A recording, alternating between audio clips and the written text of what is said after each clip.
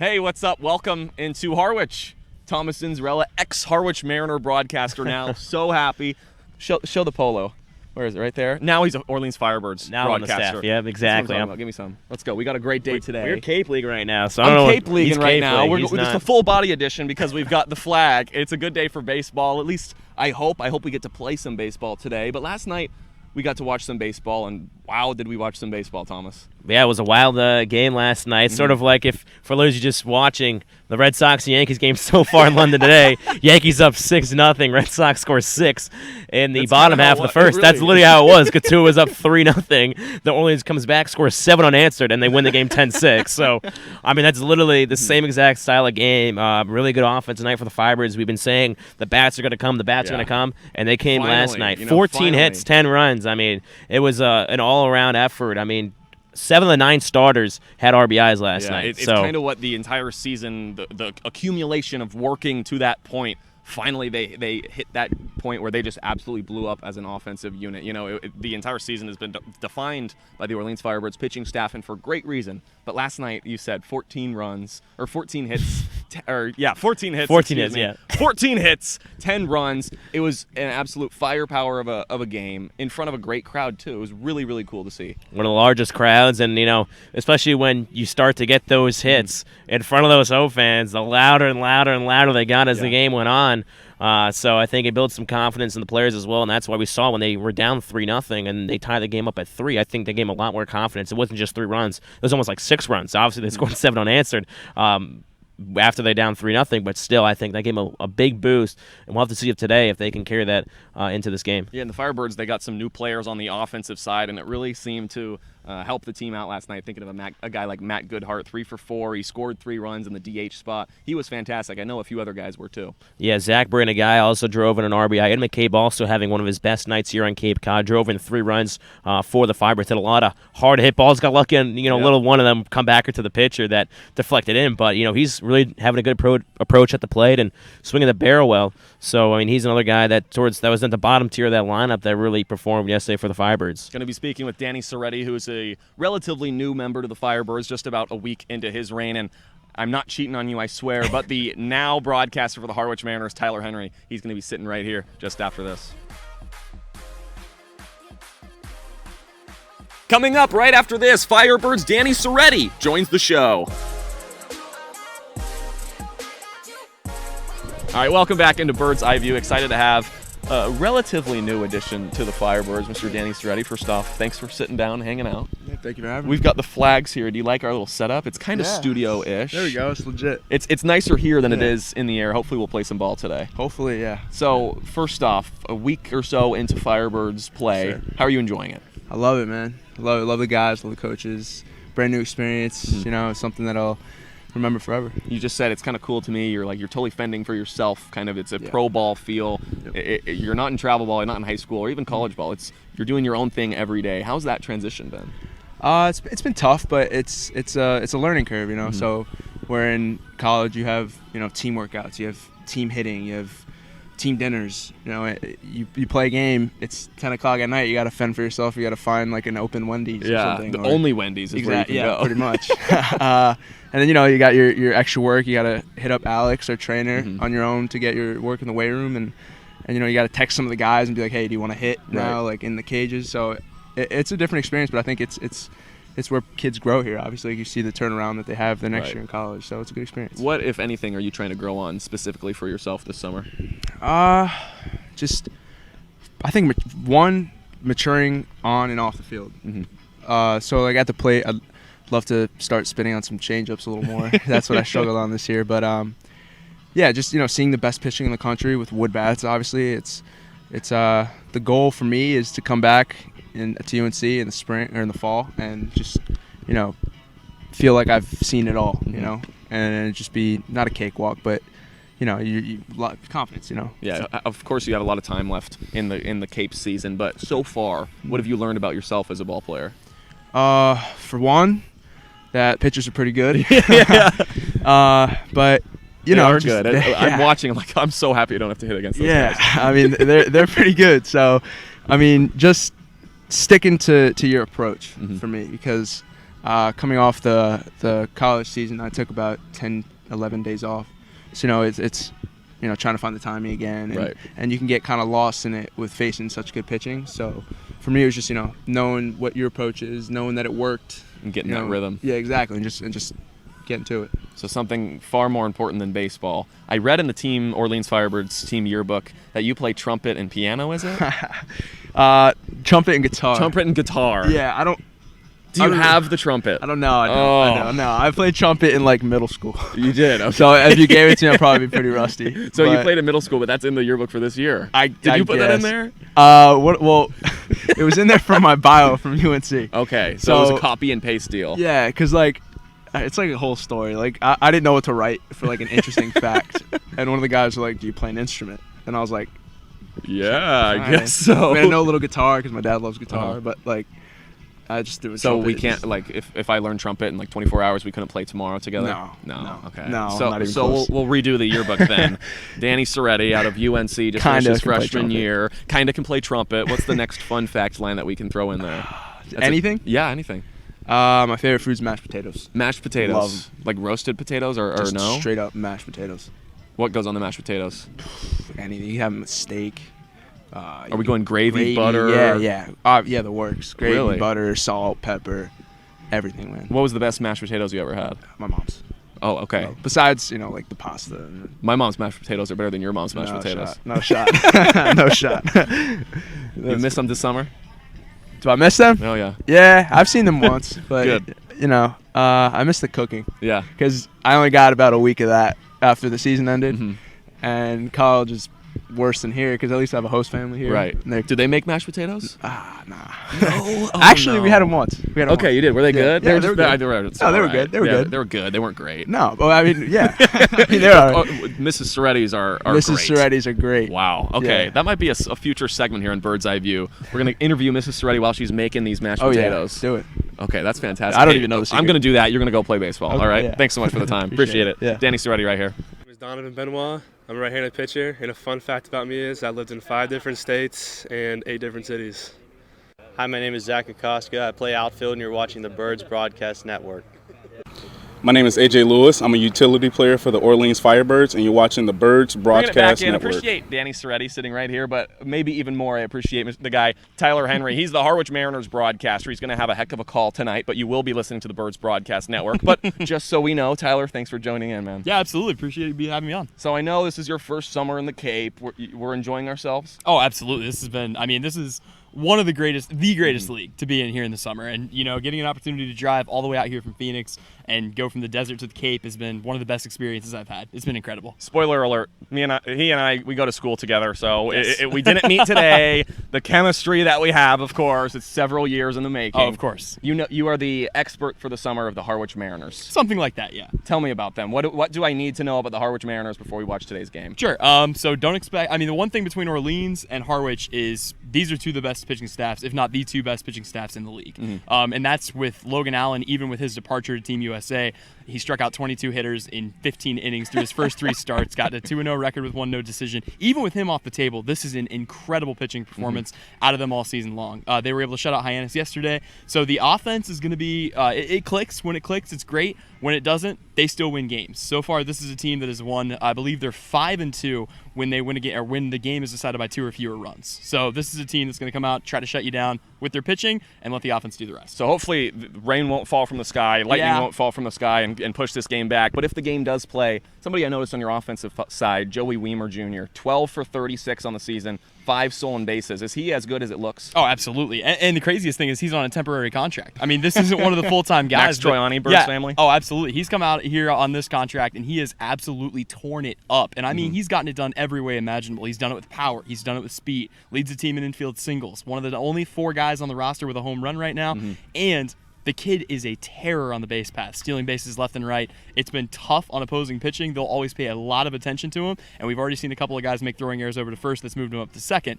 He's insane when he gets on first. Something you mentioned was the 4 home runs on this team, just 4 guys with 1 home run each. Is that because of the dimensions here? It's a big ball field. I don't think so, because you got to remember, this is a team that played their first 4 games on the road. I mean, we didn't even get to come to White House Field until Game 5 of the season, but, they've just been focusing on making more contact. The first game against Falmouth was a little bit tough. The offense definitely was not there in that game, and one of the big points Coach wanted to emphasize is quit swinging for the fences. Put the ball in play, make it happen. We'll get our guys on the base pass, and we'll move them around and bring them in, kind of 2015 Kansas City Royals style. It's all about the speed with the offense, and so I think that focus has really helped them offensively. The bats have really come alive over the past 10 games, and that's a huge part of the reason why, compared to the slow start to the season from in the batter's box. He's a smart dude, isn't he? God, thanks so much for the time. I really appreciate it. Appreciate We've got a baseball game to play, yes, right? Yes, we do. Hey, it's time to play. Orleans Firebirds, Harwich Mariners, here at White House Field. Let's get into it.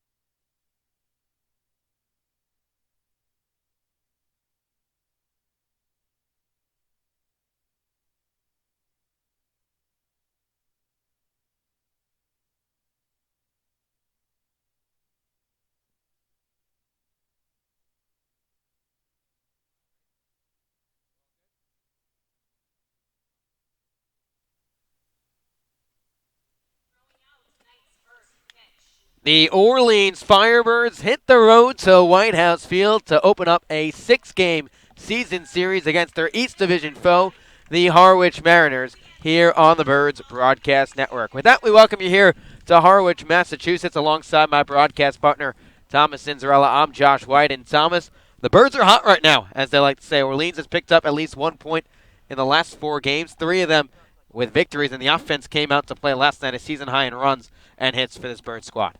Yeah, no, a Firebirds team that wasn't just one guy or 2 guys that did it, but the whole team pretty much aided in the affair, with every single person in the starting lineup recording a hit, and 7 of the 9 players in the starting lineup with an RBI.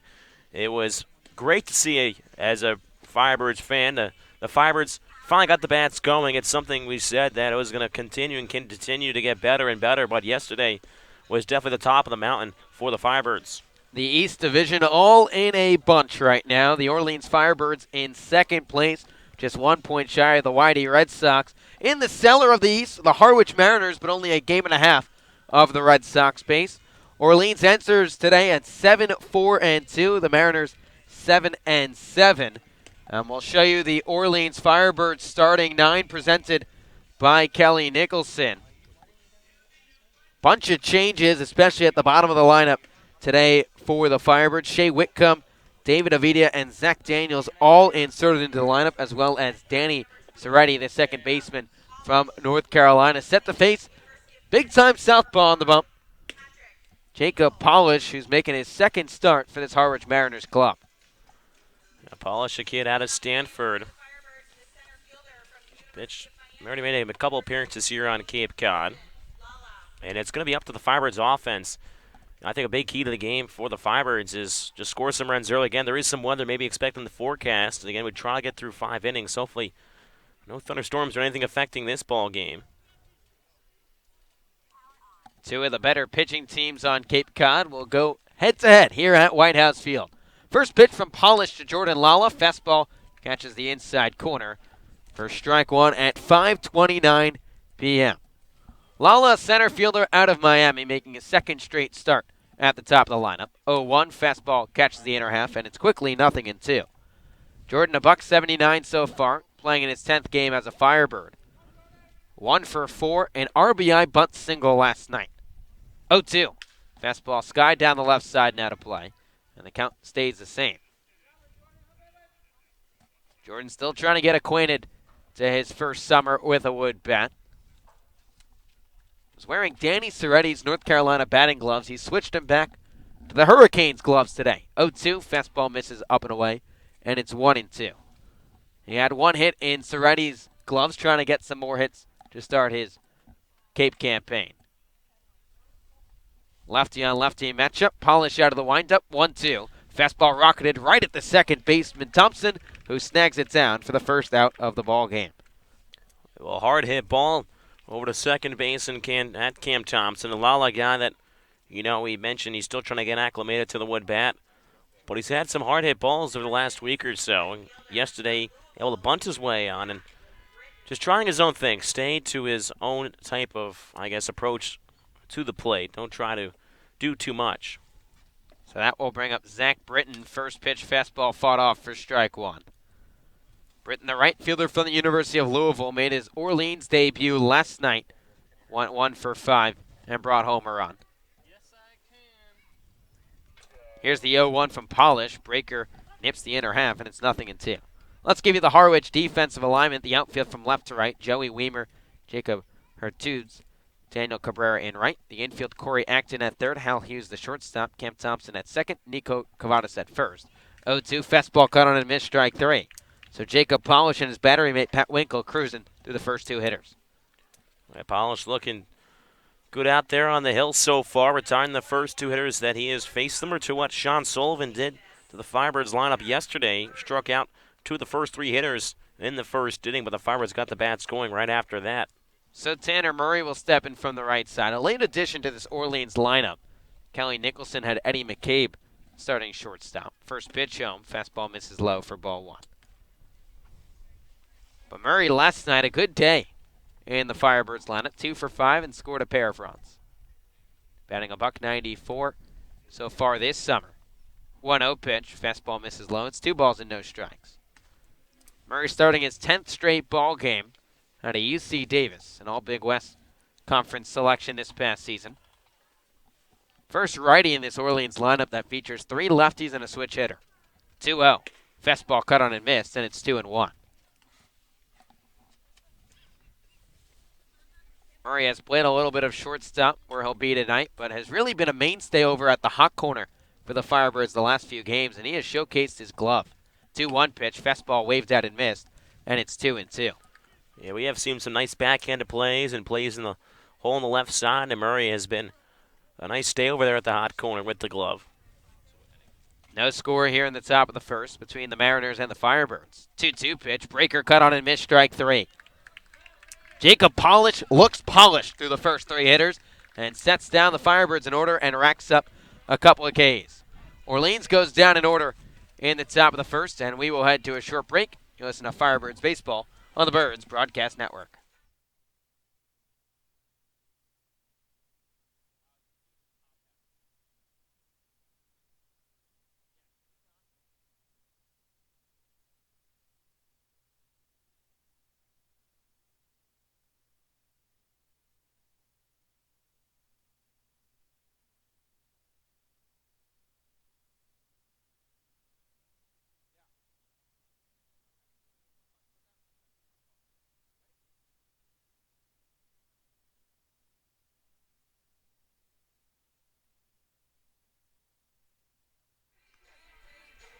Welcome back to White House Field. The Orleans Firebirds and the Harwich Mariners, nothing apiece as we head to the home half of the first. And Kelly Nicholson giving the home plate umpire, Robert Wilson, a piece of his mind. Scotty Gange, let's send it over to you. What are you seeing from Skip?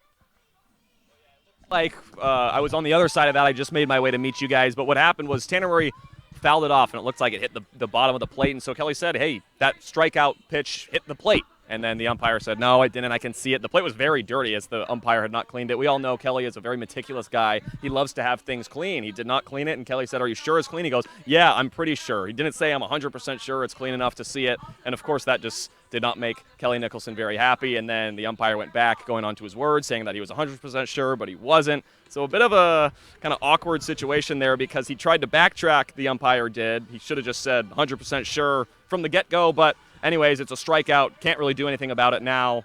Kelly walked back into the dugout. Kind of the end of that and everything. Thank you, Scotty. We'll check in with you after the home half of the first and hear your keys to the game today as well.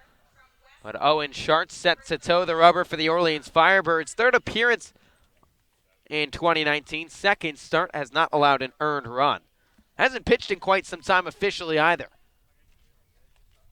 We'll face Jacob Hurtubise, righty on lefty matchup. First pitch fastball on the inside corner for strike one.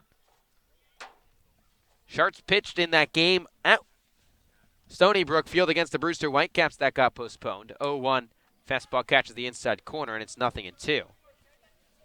But his last official start, 2 weeks to the day. 4 2/3, 4 hits, 1 run. It was unearned, a walk and no Ks.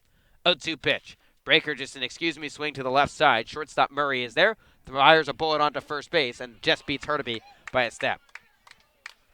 Well, Hurtubise showcasing the speed down the first base line, and we saw a couple close plays yesterday in Orleans from the shortstop and third base area, and Murray just able to use all the arm strength he had there to throw out Hurtubise. Now Joey Weimer, the left fielder, will dig in from the right side. Here's the first pitch home. Fastball that ties up Weimer for strike one. Let's give you the Mariners lineup. Hurtubise in center field leading things off. Joey Weimer, the left fielder, batting second. Daniel Cabrera will round out this inning. He hits third and will play right field. 0-1. Breaker chopped up the third base side right at the Harwich dugout, and it's 0-2. Nico Cavadas, the first baseman from Notre Dame, hitting cleanup. Michael Ludwig, the DH from Wake Forest, batting fifth. Pat Winkle, the catcher, hitting sixth. Third baseman Corey Acton bats seventh. Hal Hughes, the shortstop, hits eighth, and Cam Thompson rounds out the order at second base. 0-2, Breaker flared into shallow left field. Zach Daniels coming in, giving way to Tanner Murray. This ball drops down for a Texas League bloop single. Weiner digging for second, and Weimer gets in safely. So Joey Weimer, a hustle bloop double, and the Mariners the first hit of the ball game. Yeah, just one of those plays that works out. Lucky break for the Mariners. Ends up being a double after Daniels charging in hard and then overruns the baseball. And then the high throw over towards second base. Weimer's able to slide in, avoiding the tag. And cloudy skies here at White House Field. Some fog setting in beyond the center field fence. 0-0 between Orleans and Harwich, with a runner on second and one away in the home half of the first. First pitch, fastball misses up and away to Daniel Cabrera for ball one. Cabrera out of LSU, one of the finest players a season ago. Made the U.S. Collegiate National Team, spending his time in Harwich. Round two, 1-0. Breaker misses low. It's 2 balls and no strikes. Cabrera batting .294 to start his summer here with the Mariners. A home run and 4 RBIs. 2 for 4 last night and scored a run. Weimer off of second with 1 away. Shortstop Murray holding him on. Schartz set at the belt. Here's the 2-0. Fastball misses low. It's 3 balls and no strikes. The umpires tonight, Robert Wilson calling balls and strikes, Jeff Merzel at first, and Vincent Alexander Medina at third.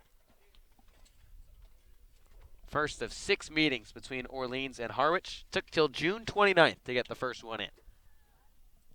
3-0 pitch. Fastball right down the chute, but called outside, ball 4, and Cabrera works a 4-pitch walk. Well, so far the Mariners have gotten to Owen Schartz after the ground out. Again, there's the bloop double behind the back of Murray. Now a 4-pitch walk issued to Cabrera. So that will bring up the first baseman from Notre Dame, Nico Cavadas. Cavadas, a big boy from the left side. A lot of left-handed swingers in this lineup as well for Harwich. 7 of the 9 batters will bat from the left side tonight for the Mariners. First pitch from Schartz. Fastball paints the inside corner. 0-1. We talk about the size of Cavadas. 6'2", 230 pounds. Really fills out the cream Mariners uniform. An old-style look for Harwich. Cream tops and bottoms. Red and blue stirrups. 0-1, Breaker misses low, and it's 1-1. Nice stop by David Avidia behind the dish. Orleans defensive alignment tonight. Zach Daniels in left, Jordan Lala patrolling center, and Zach Britton rounds out the outfield in right. Shea Whitcomb, the third baseman, Tanner Murray at short, Danny Cerretti at second, Ray Gill at first, and the battery mate to Schartz is David Avidia.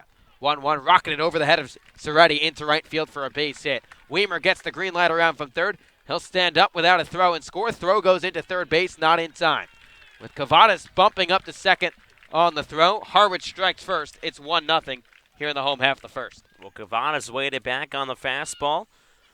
Got the hands out and just extended them and pulled it just out of the outstretched glove of Soretti over at second base. And with the speed that the Mariners have between Cabrera and Weimer able to score easily, and Cabrera cruising into third. So Harwich already on top of Orleans, and the rain's starting to come down here at White House Field. We saw a very similar story last week at Brewster. Righty and lefty matchup. First pitch to Michael Ludwig. Paints the inside corner for strike one. That game at Brewster where Nick Frasso put on a dunk clinic during the rain delay. He's now with Team USA, but similar story. Brewster struck first. Orleans was down to their final few outs. 0-1 fastball misses low and inside, and it's 1-1. But then the game got called and everything reset. Well, there is a Monomoy High School right here just behind. It's not as close as Stony Brook Elementary was to the baseball field, but Nick Frass, unfortunately, no longer here. Second and third with one away in the first. Here's the 1-1. Fastball tipped into Avidia's glove, and it's 1-2. Mariners 1, Firebirds nothing. With 2 in scoring position, only 1 down, and Michael Ludwig, the DH, out of Wake Forest. Righty on lefty matchup, the 1-2. Breaker cut on and missed, strike 3. Slider from Owen Schartz that Ludwig couldn't connect on, and there's 2 away. Well, big strikeout there. Obviously, Ludwig was just trying to put something in the air with 1 out, just to try to score another run, and Schartz using a good slider there, as you mentioned. And now there's quickly 2 outs in this inning, so trying to limit the damage here. So Pat Winkle, the catcher from Connecticut, will dig in from the left side. Here's the first pitch. Fastball crushed to right field. Right fielder Britton coming on, able to make the grab just above the shoes for the final out of the inning. So Owen Schartz works around some tough offense from the Harwich Mariners, but the Mariners score 1 run on 2 hits, no errors, and they leave 2 runners left on base. After 1 here in Harwich, it's a 1-0 Mariners lead, and let's send it over to our sideline reporter, Scotty Gaines. Scotty, what's going on tonight?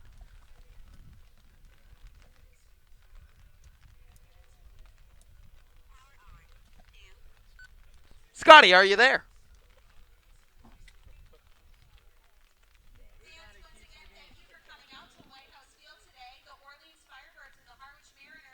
So we apologize for the technical difficulties. We'll head to a short break here at White House Field with the Mariners leading the Firebirds 1-0. Listen to Firebirds Baseball on the Birds Broadcast Network.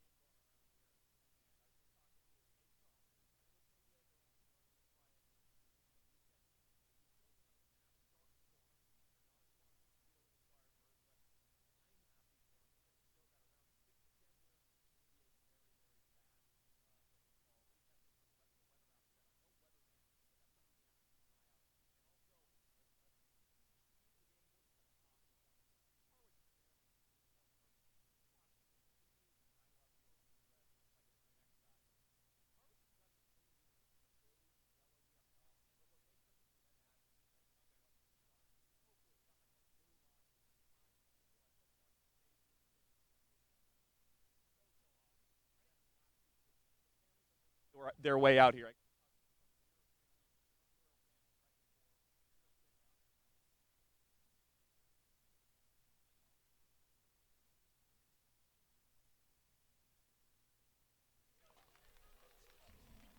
Welcome back to White House Field. The Orleans Firebirds trail the Harwich Mariners 1-0. First pitch to Matt Goodhart, a fastball catch the inside corner for strike 1. Jacob Polish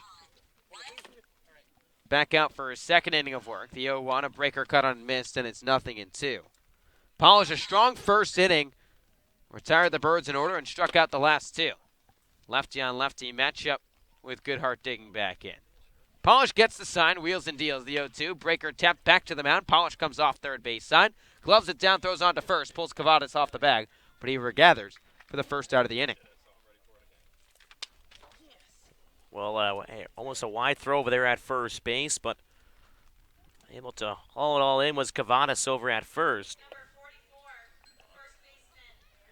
So Raymond Gill, the first baseman from Miami, will try and break the string of 4 consecutive retired by Jacob Polish. Gill batting an even .300 so far through the first 9 games he's played in. First pitch. Fastball paints the outside corner, 0-1. Harwich 1, Orleans 0, 1 away in the top of the second. Gill a 2 for 4 night last night against Katuitt. 0-1, breaker misses low, and it's 1-1. 6'1", 205-pound corner infielder. Played with the Harwich Mariners last summer. Cup of coffee here in the Cape Cod Baseball League. 1-1. Breaker misses low. It's 2-1. Played in 9 games with the Mariners. Just batted $115. But in Orleans, round 2 on the Cape, things have gone much better for Raymond Gill. 2-1. Fastball tips back to the screen, and it's 2-2. Still knows a lot of the assistant coaches down there in the third base dugout. Manager Steve Engler, Coach Pascarosa. Only one assistant coach is a new face here. We've made it about an inning plus 2-2. Fastball misses outside and the count runs full. Not to mention there's a broadcaster returning to White House Field tonight. I guess that's me, so a little bit of homecoming for Ray Gill and myself. 2018 voice of the Harwich Mariners, Thomas Cinzarella. Rob Emmer as well. He only had one AB in a Mariners uniform, but was there for a couple days. Payoff pitch coming. Fastball misses up and away, ball 4. So Raymond Gill works out a 1-out walk, and the Birds their first base runner of the evening. Well, good take there by Raymond Gill, able to work the count. Works it to full and takes a close pitch, but Gill, good eye at the dish. And as you mentioned, Firebirds, all you need is one sometimes. A base runner on can make the pitcher think about something else out there. It's now the switch-hitting second baseman, Danny Soretti, digs in from the right side. First pitch from Polish. Fastball catches the outside corner for strike 1. Harwich 1, Orleans 0. Runner on first and 1 away here in the top of the second. Soretti 0 for his first 7 on the Cape. Just playing in his 5th game for Orleans. 0-1 pitch. Fastball cut on and missed, and it's quickly 0-2. Soretti came into the ball game last night to play second base as a defensive replacement before the Firebirds locked things up against the Katuitt Kettleers 10-6. Gill inching his way a little closer to second base. Polish set at the belt. The 0-2. Breaker flared down the right side and out of play, and its count will stay the same at 0-2. I was talking to Danny Soretti the other day about when switch hitting became a thing for him. He said he started off batting left-handed and added the right side around 12 or 13. Still feels a little more comfortable from the left side, but not too bad from either side. Batted .299 this past season for the North Carolina Tar Heels. Sporting the high red socks today for the Orleans Firebirds. Shin guard on the left foot. 0-2. Breaker cut on and missed, strike 3. Sharp curveball from Polish. That's already fishing. It's Polish's 3rd K, and there's 2 away. Yeah, Polish really, from when he is, besides I think Remy Ray Gill, he's gotten ahead in every single count, and as we say, almost every broadcast now, like a broken record. If you want to succeed here on Cape Cod as a pitcher, you have to throw first pitch strikes or at least get ahead in most of these counts. So that will bring up the best player in Division II, Shea Whitcomb. That's what Kelly Nicholson said about Whitcomb the other night. Lefty on righty matchup. First pitch home. Fastball caught on and missed for strike 1. Whitcomb manning third base tonight for the Firebirds. Just 2 for his first 17. But one of the 2, a rocket of a home run off the scoreboard at Eldridge Park, gave the Birds a 1-0 victory in that doubleheader against the Wareham Gatemen. 0-1 from the southpaw. Fastball spiked low. Catcher Winkle knocks it down. Doesn't know where the ball is, but sheds the mask to find it in front. The count 1-1. Orleans trailing Harwich 1-0 here in the top of the second. Raymond Gill, the first Firebirds base runner today. He worked a 1-out walk. There's now 2 down in the 7-hole hitter. Shea Whitcomb digs back in for the right side. Polish a deep breath. 1-1. Breaker paints the outside corner, and it's 1-2. You could tell Whitcomb thought about it. Maybe thought it was too inside, but it clips the inside corner. Good pitch there by Polish. Polish, 6'5", 210 pounds. A couple Harwich Mariners last summer from Stanford as well. Will Matheson showing the ranks to Polish. Gill running 1-2. Breaker catches the outside corner. Strike 3. Polish looking sharp through the first 2 and retires 6 of the first 7 Firebirds.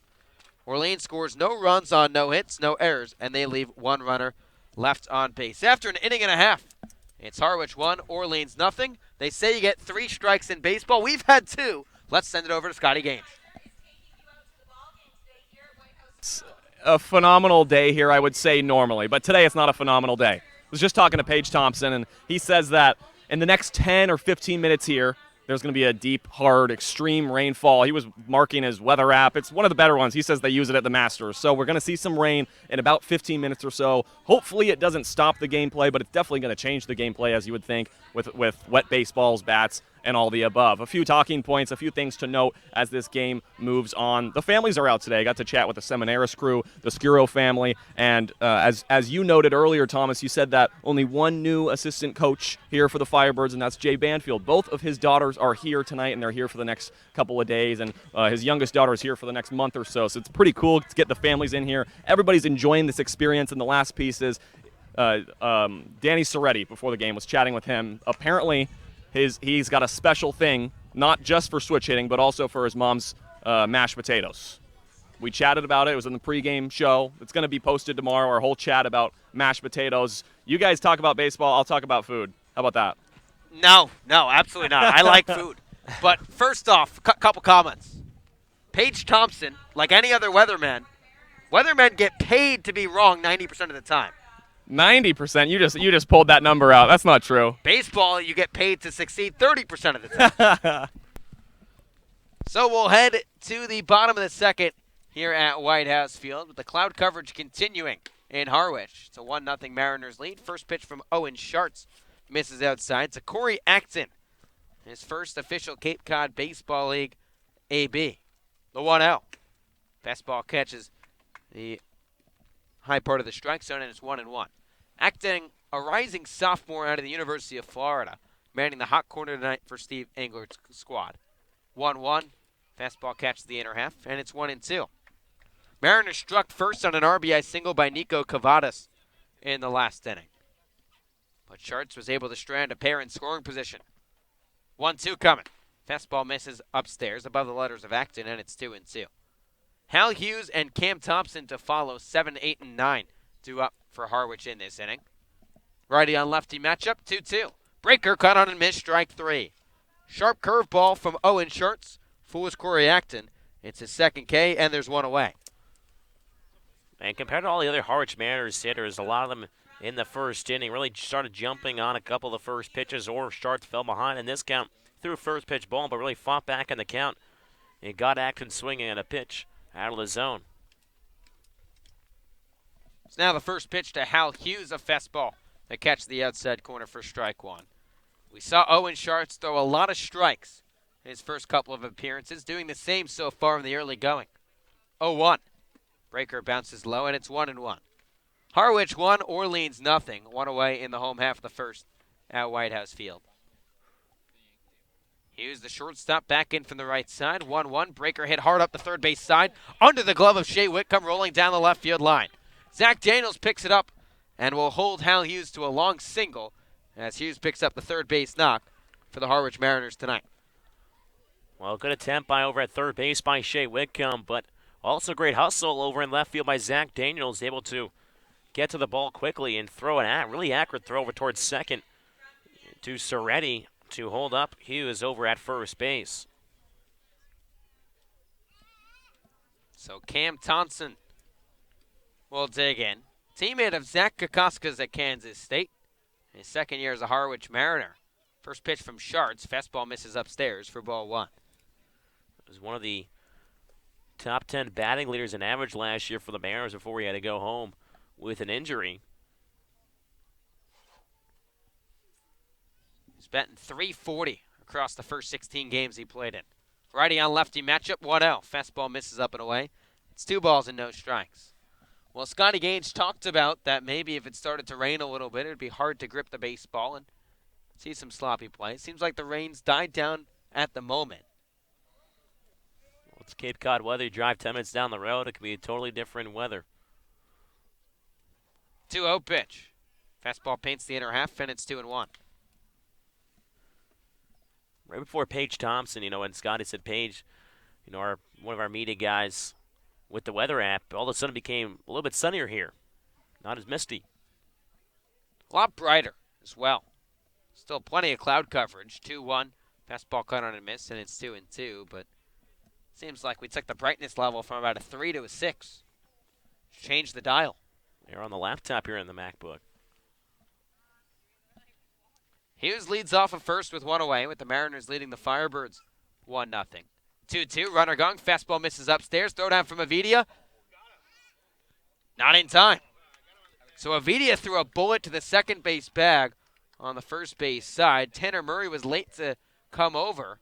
Was able to snow cone and apply the tag, but not in time. That was a missile of a throw from Avidia from behind the dish, and almost just able to nab Hughes, but he slides in the nick of time. So 3-2 the count to Cam Thompson, the 9-hole hitter for Steve Englert's squad. Here's the pitch. Fastball cut on a miss, strike 3. High heater from Owen Schartz that Thompson can't connect on, and there's 2 down. Schartz picking up strikeout number 3, second in this inning. You can tell after recording the last 2 outs with the runners on second and third on the first. A little more confident out on the mound. More confident in his stuff, for sure. So that will bring up Jacob Hurtubise, the center fielder from Army, who's 0 for his first 7 on the Cape, including a ground out his first time up. Righty on lefty matchup. Schartz a glance over at the runner. First pitch. Fastball squared off down the left side for strike 1. Rain in the forecast like we're talking about. Should be coming down in the next 5 to 10 minutes. At least that's what's expected in Harwich tonight. Hughes aboard at second with 2 away. Hurtubise, the leadoff man, back in from the left side. 0-1. Fastball upstairs. Hurtubise thought about pulling the trigger and laid off, and it's 1-1. Despite the early struggles for Hurtubise, this is one of the best players in the country. And yes, he goes to Army, but yes, he is one of the best players in the country. Hit .375 this past season and had an OBP of .541. 1-1 shows bunt and pulls off, and it's 2 balls and 1 strike. He's the Patriot League career leader in stolen bases and walks, and he has another year to play. That's unbelievable. He stole 45 bases this past season. 2-1 pitch. Fastball fouled off back to the screen, and it's 2-2. We flashed that speed in the first, almost being out a ground ball to shortstop. Another guy on the bench for the Mariners, Chris Gallen from BC, has that lightning speed as well. He's down a lap tonight. Those 45 stolen bases, 3rd in the country this past year. Not to mention the 69 walks. 2-2. Fastball rocketed right at the right fielder. Zach Britton drops down in front of him. Green light around third is Hal Hughes. Throw to the plate. Couple bounces home. In time. Zach Britton guns down Hal Hughes at the plate to end the inning. So after a rocket of a single off the bat of Jacob Hurtubise, his first knock in the Cape Cod Baseball League, Britton guns him down. So the Mariners score no runs on 2 hits, no errors, and they leave 1 runner left on base. After 2, Harwich a 1-0 lead over the Firebirds. Let's check out some highlights from yesterday's game. 1-1 pitch from Vasso, line hard. A one-hopper backhanded play over at first base by Gill. Taking himself on the bag, and Anu is out, but does drive in a run. He's definitely a fun guy to watch and one to watch. Here is the 1-1 pitch. He slaps the other way down the right field line in towards the corner, roll up against the wall. Heading in around third, Pasek getting the green light. A play at the plate as the ball trickles in as Pasek. It's a half a slide. Did he miss it? Strikeout here is the 0-2 pitch. McCabe bounces it off the leg over towards second base, but Gonzalez was going to cover the bag. 1 run is in, and now Gill comes around to score. 1-2 pitches and more. Reaches for 1. Muscles it out towards center field. Will drop on the outfield grass. Murray comes in to score, and the Firebirds have tied the game here in the second inning. His first pitch of the night. Fastball hit hard down the right side for a base hit. Murray getting the green light around from third. Scooped up by Robinson in the right field corner. Murray scores easily, sliding into second base with an RBI double is Eddie McCabe. Righty on lefty matchup, first pitch. Lala lays down a bunt, gets up the first base side, past the right-hander, and Murray comes in. Big right-hander gets the sign. Here's the 0-2. Fastball on the outside corner, strike 3. 3-2 pitch to Girardi. Top of the third we go here at White House Field. The Harwich Mariners lead the Orleans Firebirds 1-0. David Ovidio will lead things off for Orleans. Set to face Jacob Polish, southpaw from Stanford, who's looked splendid the first 2 frames. 6'5" southpaw working for the winds-up. First pitch to Ovidio. Fastball cut on and missed for strike 1. Polish has returned 6 of the first 7 batters he faced and has struck out 4 along the way. Right-handed catcher digs back in. 0-1. Fastball waved out and missed, and it's quickly 0-2. Ovidio showed off the gun behind the dish, almost threw out Hal Hughes attempting to steal second. 0-2 pitch. Fastball tails outside, and it's 1-2. The ball beat Hughes to the bag by a good 3 seconds. Murray, the shortstop, a little late to get over there. Snow coned it and applied the tag, but just not in time. 1-2. Fastball cut on and missed, strike 3. Third consecutive strikeout for Jacob Polish, his 5th already, and there's 1 away in the 3rd. Yeah, Polish has just been unhittable so far on the mound for the Mariners. The guy coming in only had 4 strikeouts in 4 innings pitched. And well, as you mentioned, he now has 5 in just 2 1/3. So Zach Daniels, the 9-hole hitter, will dig in from the right side, trying to figure out the puzzle of Jacob Polish. No hits through the first 8 batters for the Firebirds, just a walk. First pitch, fastball crushed out to right center field. Center fielder Hurtaby on the run. He's in the right center field gap, has some room in front of the fence, and makes the grab in deep right center field, just in front of the warning track for the second out of the inning. This ballpark for sure is one of the tougher ones on the Cape. It's a nice field for sure, but down the lines, left field and right field are both 330.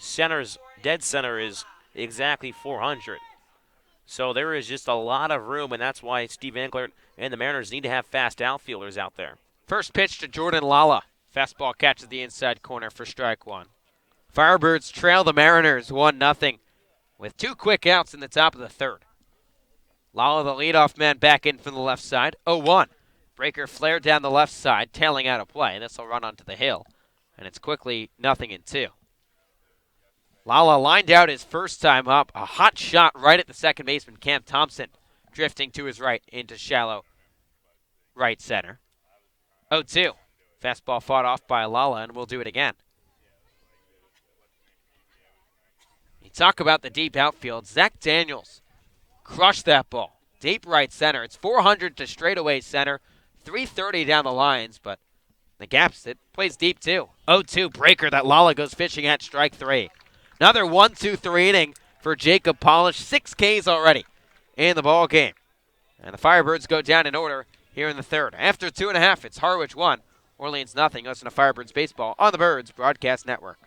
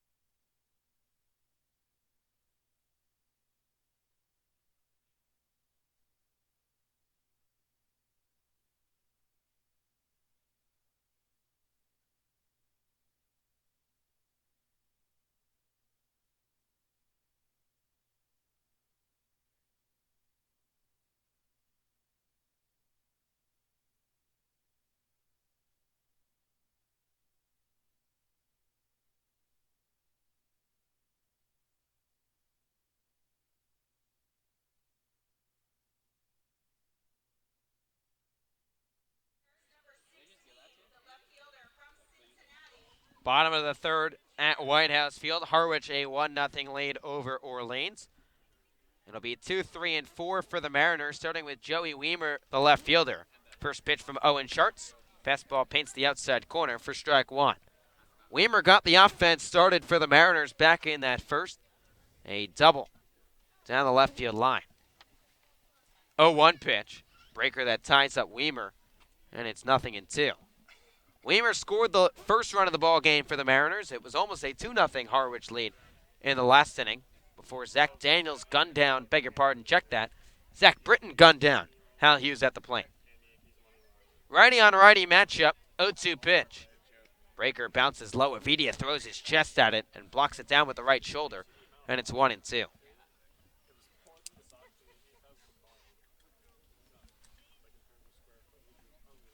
1-2 pitch. Fastball skied into shallow left field. Murray, the shortstop, going out. Daniels charging in. Daniels calling for it, makes the one-handed grab for the first out of the inning. Well, good communication out there by Zach Daniels. Both him and Lala going out. Almost similar to that ball, was a little more towards left center, though. Back in the first inning after Weimer reached on a double, so he's hit 2 high rockets up in the air just over the shortstop and second base area. This time, Daniels is there to make the catch. First pitch to Daniel Cabrera. Fastball catches the inner half for strike one. Firebirds trail the Mariners 1-0 with one away in the bottom of the third. Cabrera walked his first time up, made it all the way to third base. 0-1. Gorgeous curveball that misses low above the shoe tops of Cabrera, and it's 1-1. But was stranded after Owen Sharts picked up the final 2 outs of the frame, left 2 on. 1-1. Breaker that Cabrera just fans that out of the zone, and it's 1-2. Now Owen Sharts showing that breaking ball a little more the second time around the order, keeping the Mariners off balance. Sharts gets the sign. 1-2 pitch. Breaking ball clobbered up the first base side, but foul, and we'll do it again. Yeah, we've seen some half-hearted swings by some of these Mariners hitters, really. Owen Sharts throwing a couple first-pitch curveballs. Some of these Mariners hitters not ready for it, and sometimes get ahead of the count, too. He's been able to throw the curveball out of the zone. 1-2 pitch. Fastball misses up and away, and it's 2-2.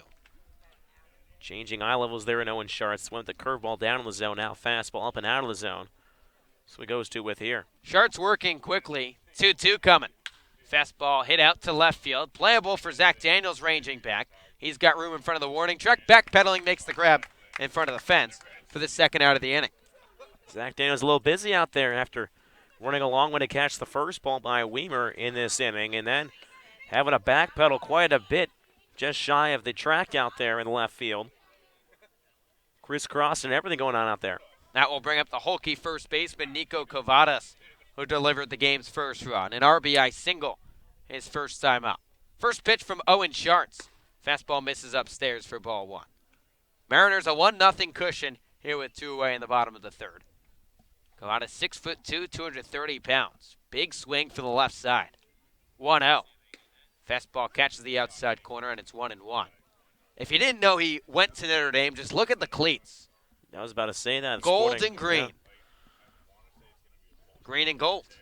Either way. Leprechaun killers. 1-1. Fastball misses outside. It's 2 balls and 1 strike. Got to find the pot of gold. Maybe it's in the dugout on the third base line. It's probably on the first base side, manning that position tonight for Steve Engler. Righty on lefty matchup, 2-1. Fastball tipped into Avidia's glove, and it's 2-2. Well, maybe because of the weather, we might see a rainbow. We could. Ask Nico Cavadas, he'll make it come. If a rainbow comes, he's got to hit a home run then. Sharts nods the cap, deep breath, wheels and deals, 2-2. Fastball sliced down the left side and out of play, and we'll do it again. Harwich 1 run on 3 hits, no errors for the Mariners just yet. They've left 3 runners on. For Orleans, no runs, no hits, no errors, and 1 runner left on. 2-2, breaker cut on a miss, strike 3. Owen Sharts, sharper in that third, sets down the Mariners in order and strikes out Nico Cavadas to end the frame. We're through 3 complete here at White House Field. It's Harwich 1, Orleans 0, and Scotty Gange is making his way to the first base dugout to talk with Kelly Nicholson. Scotty, how's Skip doing? Hey, thanks, guys. Coach, it seems like in the 3 innings of work, Owen Sharts has really settled in on the mound. What have you seen from him today?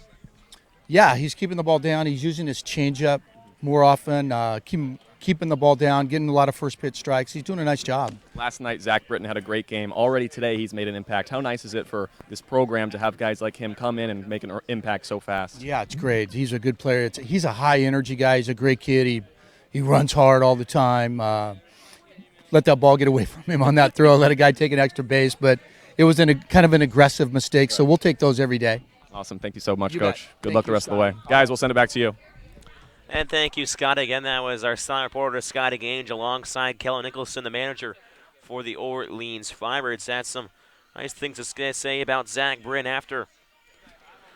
Had a nice evening yesterday for the Firebirds at the dish. Drove in a run in the 4th. Again, the Firebirds, after trailing 3-0 against Katuitt yesterday, scored 7 unanswered, went on to win that game 10-6. Here at the top of the fourth, they trail 1-0.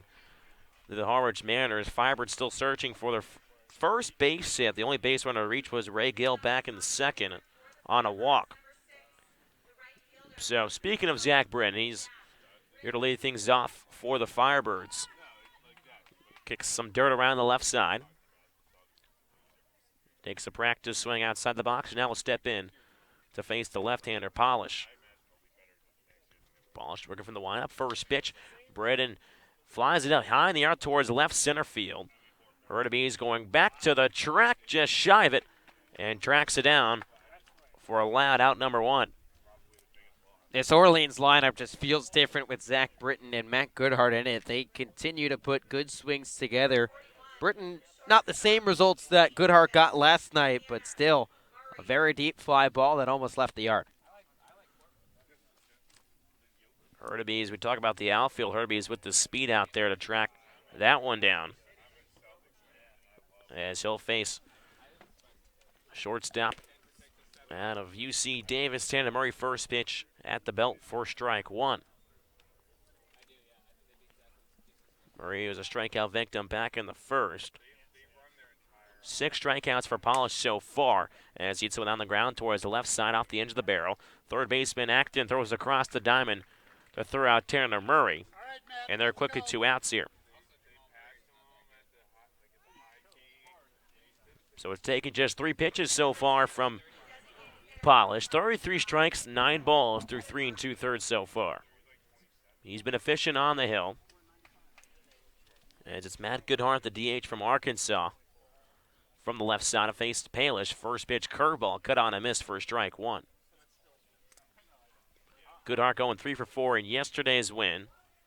Was the Birds baller of the game. As the 0-1 pitch to Goodhart. Gets a piece up and then fouls it back above the press box. Count 0-2. Can hear in the top of the fourth inning, 1-0 Mariners lead. Nobody on, 2 outs here. After Britton and Murray retired in order to start off this inning. No balls, 2 strikes to count. Baelish, the 0-2 pitch is half-hearted swing ground towards the shortstop Hughes. Throws across over to the first baseman Cavadas in time. And that is out. The top of the fourth will end here. No runs on no hits, no errors, nobody left on base. Still struggling and searching for a first base hit from the Firebirds. Again, just the one base runner, Ray Gill. After 3.5, it's a 1-0 lead for the Harwich Mariners. We'll be right back. Listen to Firebirds Baseball on the Birds Broadcast Network.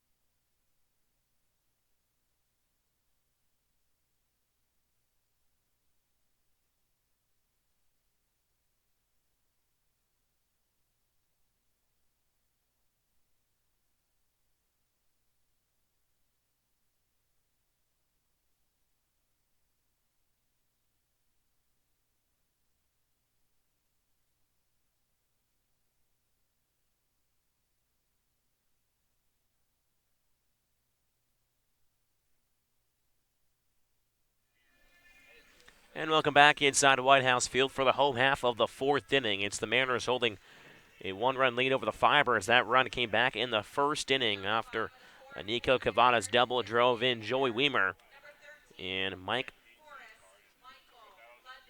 Michael Ludwig will step in from the left side to face the right-hander Owen Schartz. Schartz so far has calmed down since that first inning. Showing bunt here is Ludwig as he fouls it back to the screen for strike one. Schartz, again, he struck out Ludwig back in the first. Has 4 punch-outs so far on the stat sheet. 0-1 pitch from Schartz, off-speed pitch that's tapped to the backstop. Count quickly, no balls and 2 strikes on Ludwig. And this is the Owen Schartz we have seen since the end of that first inning. He struck out Ludwig and Winkle, the man on deck for the Mariners to end the first, and has been sharp ever since. 0-2 pitch up in the zone, popped up and out of play on the third base side, just over the bleachers over there. Count stays 0-2. We'll have to see how far Owen Schartz will go in this start.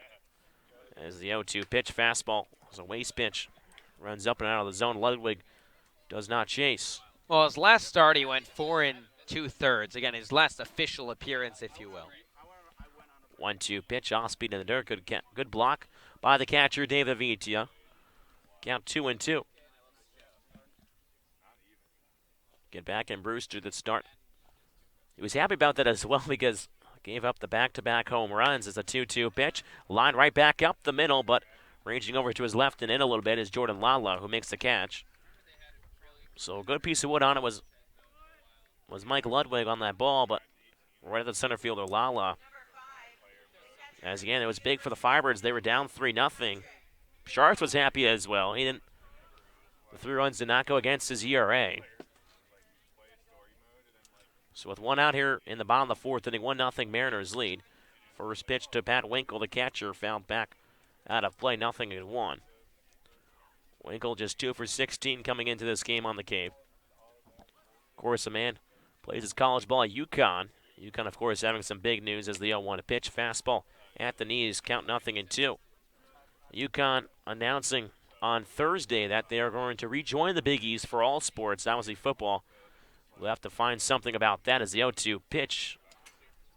Just getting a piece of it was Winkle and fouls it back to the screen.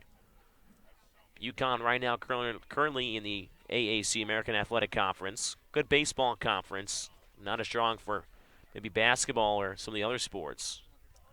As the 0-2 pitch to Winkle, cut on a miss for strike 3. As Avitia will have to take care of some business, throws it down a Gill in time. And Winkle is retired here with 2 outs in the 4th. Sorry, Thomas. Second time around the order. Owen Sharp says he's a lot more breaking balls. He's been significantly more effective. He's retired 5 of the first 6 now, 2 Ks as well. And you can just see that he's keeping these Harwich batters off balance, mixing the eye levels, and really just a 2-pitch mix, fastball, curveball. First pitch is a high chopper to the right side of Seretti. Comes around, throws across, and Acton is retired for out number 3. As that will end the bottom of the 4th here as a ground out to Seretti. As we're going to send it over to Scotty Gange for more. Scotty? Land Ho, you guys. I had lunch there, not today because today for Bird Bites. We're going to talk about that a little later in the game, but we had Land Ho lunch yesterday. It was phenomenal. Last night we got to talk to Jesse Frazier. I think Josh Thomas, you guys both remember that conversation. It's a ho-ho home run when you go to Land Ho. I didn't say that. I can't take credit for that. That was in the little message that they told us to say, but I did have a burger, some chicken, and fries last night. It was really good, and it's a great place in Orleans. It's right in the heart of Orleans. Family been a part of the city of Orleans for more than 50 years, so it's a family-friendly place. It's some good food. They have over 20 beers on tap. It's a really fun place to go to if you want to catch a ball game on one of their TVs or just get a nice meal with some friends. Guys, me and Jesse had a great day yesterday. I'm looking forward to my lunch date with our guy Jesse Frazier tomorrow. And thank you, Scott. Of course, there's plenty of good eats you can get around here on the Cape. Whether for breakfast, lunch, or dinner, I know we've had our fair share. Scotty's going to be eating a lot of food the rest of the summer. I just have a strong hunch. I mean, he's had the knack now a couple times with his bird bites, so he for sure is living life out here on Cape Cod. A man from San Diego. So back here from White House Field, top of the 5th, as the Firebirds trying to figure out Palish on the hill. He has retired the last 8 hitters. The only man reaching so far in this game, Ray Gill, on a walk. As the Firebirds still searching for a hit. Palish now stands on top of the hill, takes a deep breath. The left-hander faces Ray Gill, the right-hander. Gill reaches for one, pops it up high in the air, but out of play down the right field side. Count 0-1. Thomas, we're getting to the point, probably another inning. If you remember, Dexter Fowler started a little bit of a trend a couple years ago. Went 0 for 13 and tweeted out, "I will get a hit," numerous times. And he got a hit. 0-1 pitch misses low and outside. Count 1 ball and 1 strike. And maybe the Firebirds honestly can't tweet in game. I mean, it could happen. Or, an unwritten rule of baseball, too, is when you're getting no hit, just bump one down. I can assure you the Firebirds Twitter account will. 1-1 pitch it right back up the middle towards the second baseman. Coming around it is Thompson.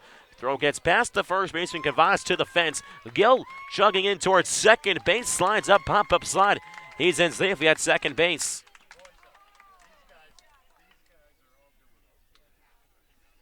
So Gill reaches base here to try to see what the official score will be. It'll be an error going against the second baseman, Cam Thompson, it looks like. Yeah, I think that's the right call. Gill was hustling out of the box. It was a tough play for Thompson, ranging towards his right in the hole, but if he made the throw in time, would have had Gill beat, and it just went errant at the back. So Gill, the only Firebird to reach here now twice, reaching on a walk and now an error. Danny Soraya, the switch-hitting infielder from UNC, stands in from the right side. Gill standing off a second. First pitch of Soretti, taps one towards the shortstop Hughes. Fields it to his left, throws across over to the first base, and Cavadas. And Soretti is retired, so the Firebirds trying to swing early in the count here, or as they continue to. As Gill able to advance on the throw, he's over at third base now with just one out. A productive out right there by Danny Soretti. The last few games for Orleans during batting practice, they've been very situational with their rounds. One of them was middle back, and that's exactly what Soretti did. You hit the ball on the ground to the middle of the field, you advance the runner. So the Firebirds have a chance to tie things up here as Shea Whitcomb from the right side polishes first pitch in there for strike one. Whitcomb turns back and looks at the home plate umpire, Robert Wilson, about that one, as the infield is in on the grass here. As it's one of those situations where the Firebirds are getting no hit, but they can still tie things up here and still score a run. 0-1 pitch to Whitcomb. Pitch just misses low. Lola knees for ball one. Count 1 ball and 1 strike. And I guess if you're Steve Angler, you got to think if the rain comes rolling in, you take the lead after 5, you hold on to the win. So that's probably why you play this situation given the instance. And here at the top of the 5th inning, 1-0 Harwich lead. 1-1 pitch to Whitcomb. A little flare on the right side. Coming in is the right fielder Cabrera. It's going to drop in for a base hit. Gill comes in to score, and the Firebirds are on the board here in Harwich. Not only in the run column, but also the hit column as well. And there's the disadvantage of playing your infield in. Whitcomb just flares one down the right side. If Cavadas was maybe behind the bag, has a chance to get to that ball, but it just blooped in for an RBI single. Firebirds tie it up, and they have their first hit. I definitely think for sure if the fielders were back, that ball would have been caught. And Gill had still been over at third base, but now Whitcomb over at first. 1-1 ball game. First pitch at the knees to David Avitia for strike one. So Whitcomb, once again, providing an RBI here. Seems like those low-scoring games, Shea Whitcomb's the guy to go to. His RBI single has put the Firebirds on the board. Off of first.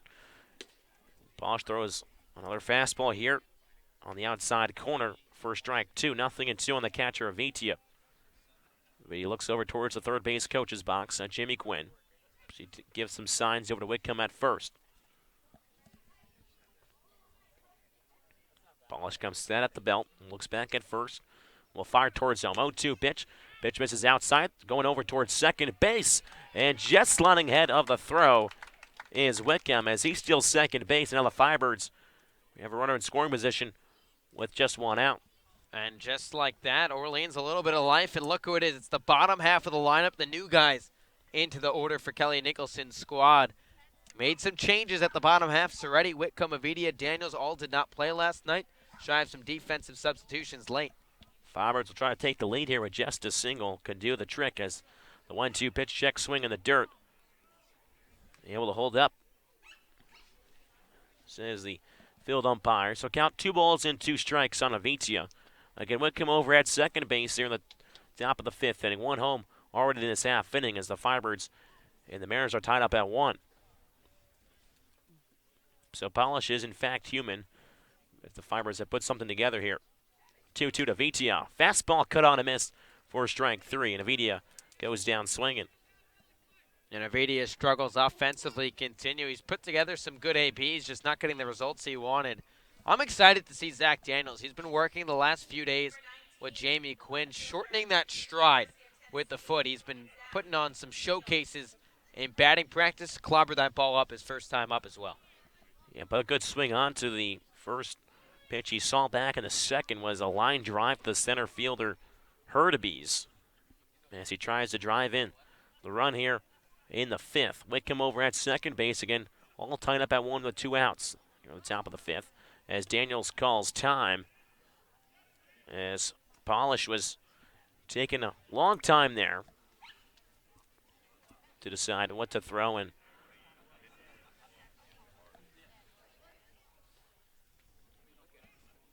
So we take 2 here on the hill for Polish against Daniels. Polish gets a sign, comes set. First pitch is popped up and out of play behind home plate for strike 1 on Daniels. Count 0-1. Yeah, and he got the fastball he was looking for that was probably at the chest. And Daniels gave that a swing, just fought it off. I think he's going to pretty much, with this new kind of stride in the right-handed batter's box, stay simple, just try and look fastball. Holds the bat on his shoulder, brings it up now as the 0-1 pitch off speed, cut on and miss for strike 2, 0-2 on Daniels. Now you play the cat and mouse game as a pitcher. You throw exclusively breaking balls. Probably throw a waste pitch here, maybe a breaking ball in the dirt. Again, Whitcomb over at second base with 2 outs here in the top of the 5th.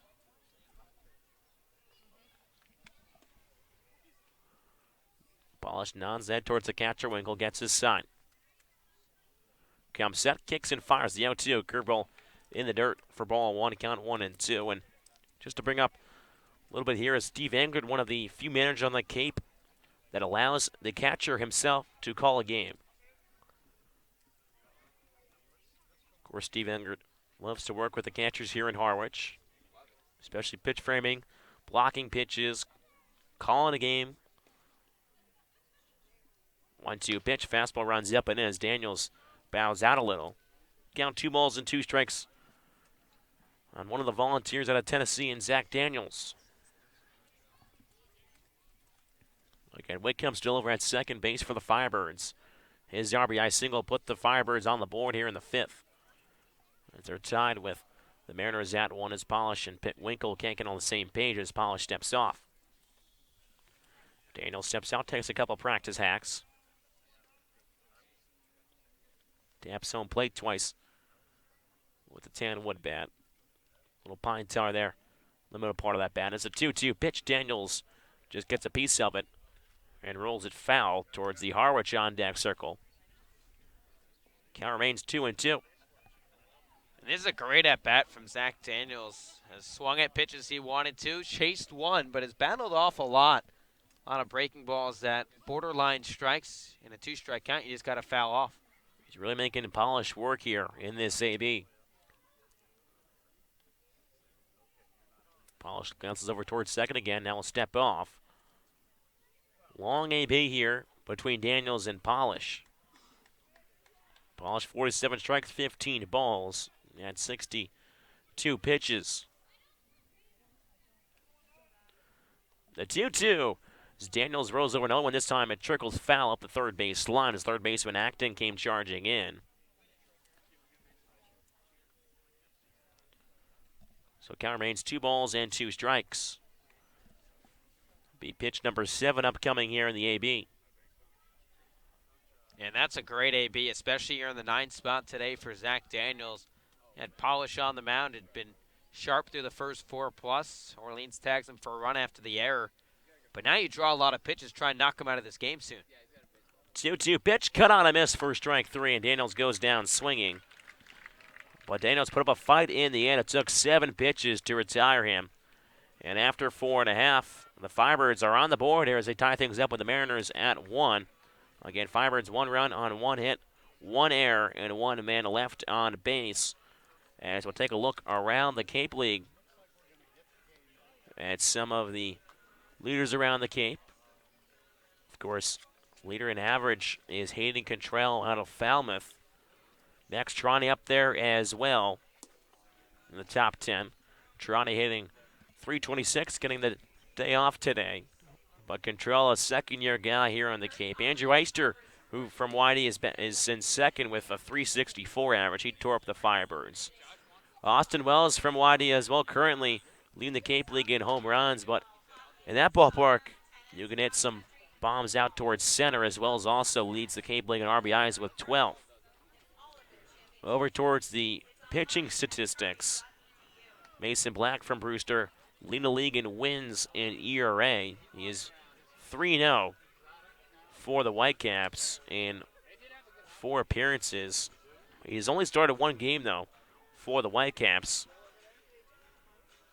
A pitcher from Lehigh, of course, Levi Stout from Lehigh pitched for Orleans last summer. And then Logan Allen from Harwich leads the Cape League in strikeouts with 24, but he is with Team USA, so we won't see that tally continue to add up. So here back inside White House Field for the bottom half of this 5th inning. Firebirds tied up in the top half. First pitch bounces into the mitt of Avitia for ball 1. Hal Hughes, the shortstop, at the dish for the Mariners as they try to answer right back with a run of their own. That was kind of the game yesterday against Katuitt. 1-0 pitches line right to second baseman Soretti. Literally did not have to move a step at all, and Hughes is retired. That's now 7 in a row retired by Owen Schartz, who the second time around the order has looked a lot better. Again, a lot of breaking balls from Schartz the second time. Was more reserved throwing the breakers that first time around the order, but he's kept that as a secret weapon, and Harwich some quick outs the last few hitters. Hughes was really the last man to reach, but that was as first pitch of Thompson is fouled out of play for strike 1.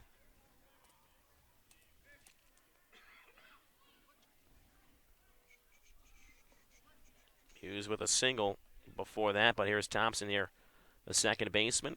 0-1 pitch cut on a miss for strike 2, 0-2 on Thompson. Thompson so far just batting $181 for the Mariners. Yeah, 0-2 as Schartz looks to make waste of Thompson as the 0-2 curve misses low and inside for ball 1. So here in the bottom of the 5th inning, it's a 1-1 ball game from White House Field. As the 1-2 pitch runs up and outside, count 2-2.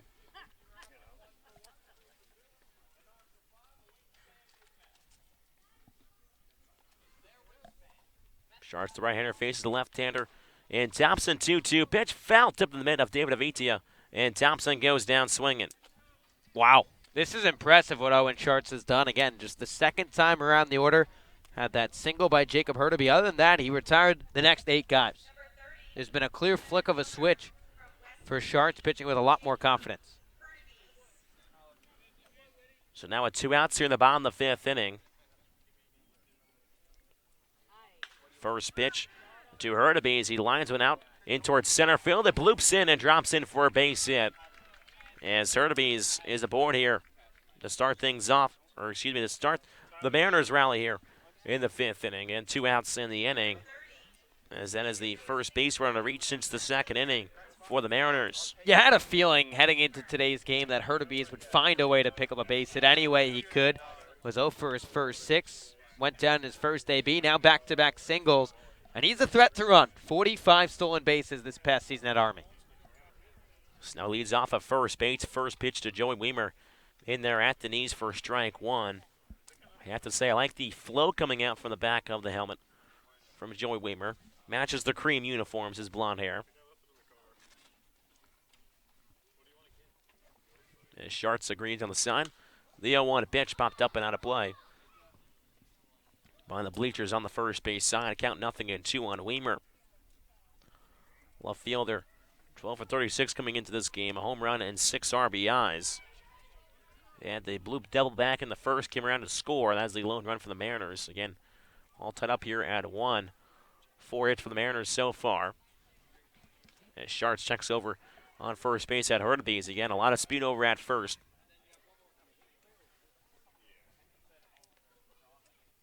As Schartz tries to retire Weimer to end this half of the inning.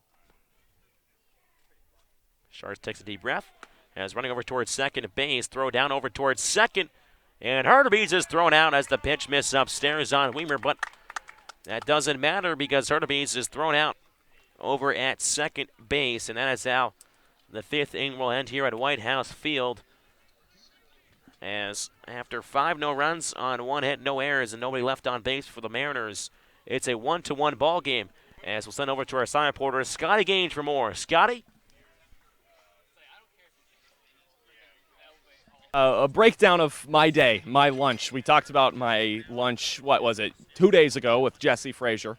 But today I got to do Bird Bites Part 2. You know, Part 1, of course, with Eddie McCabe. That's on our YouTube channel now, as Eddie kind of broke down his family as a whole and how that inspires him to be a better person. And today, me and Tanner Murray enjoyed a meal. We had a double cheeseburger with just lettuce, no pickles or anything along those lines. And Tanner's a pretty cool guy. He's actually a design major at UC Davis. He was wearing some rockin' shoes. I took a picture of him. We're going to have that up on the entire interview when it comes out this Tuesday.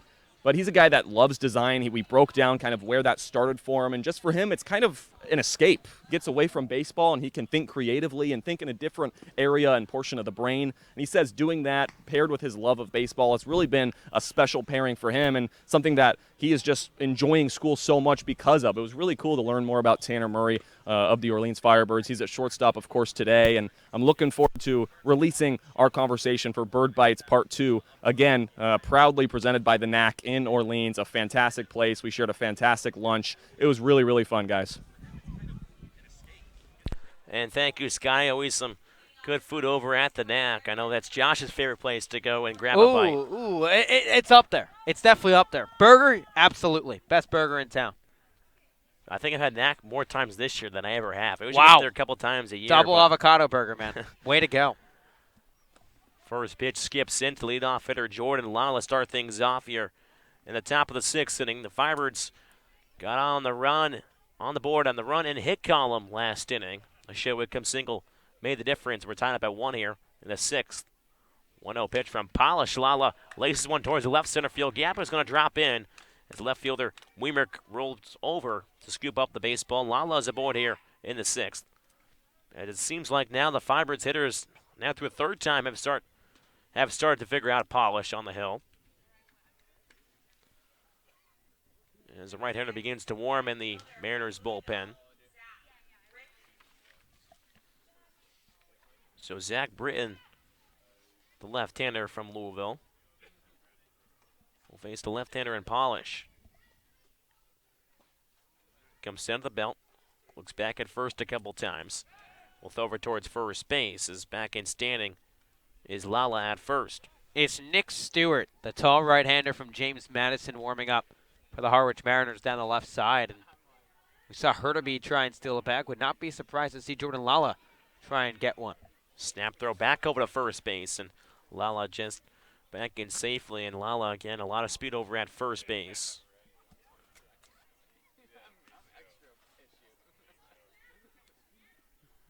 As Polish first pitch to Britton as they rolled back towards the pitcher, throw over towards second base. He's in safely. As Polish tried the tougher out over at second with a lot less speed, and he reaches. As now the runner's on a first and second with nobody out here in the 6th.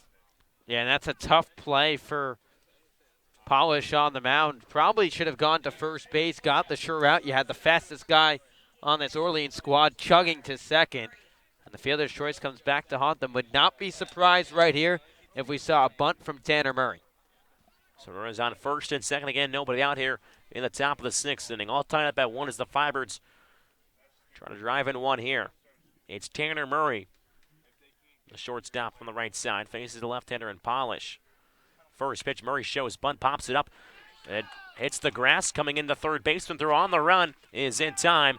As back over towards third, back in safely is Lala. It took too big of a turn, but the third baseman Acton able to throw out Murray over at first base, and the sacrifice is complete. Yeah, that's exactly what the Firebirds need to do.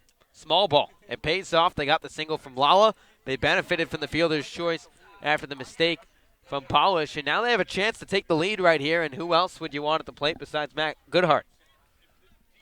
So just one out here in the top of the 6th. Runners on second and third. Lala over at third, Britton at second base. As you mentioned, Matt Goodhart from the left side to face the left-hander Polish. First pitch in the dirt, good block by the catcher Winkle as he shuffles his body into the opposite batter's box to make the block.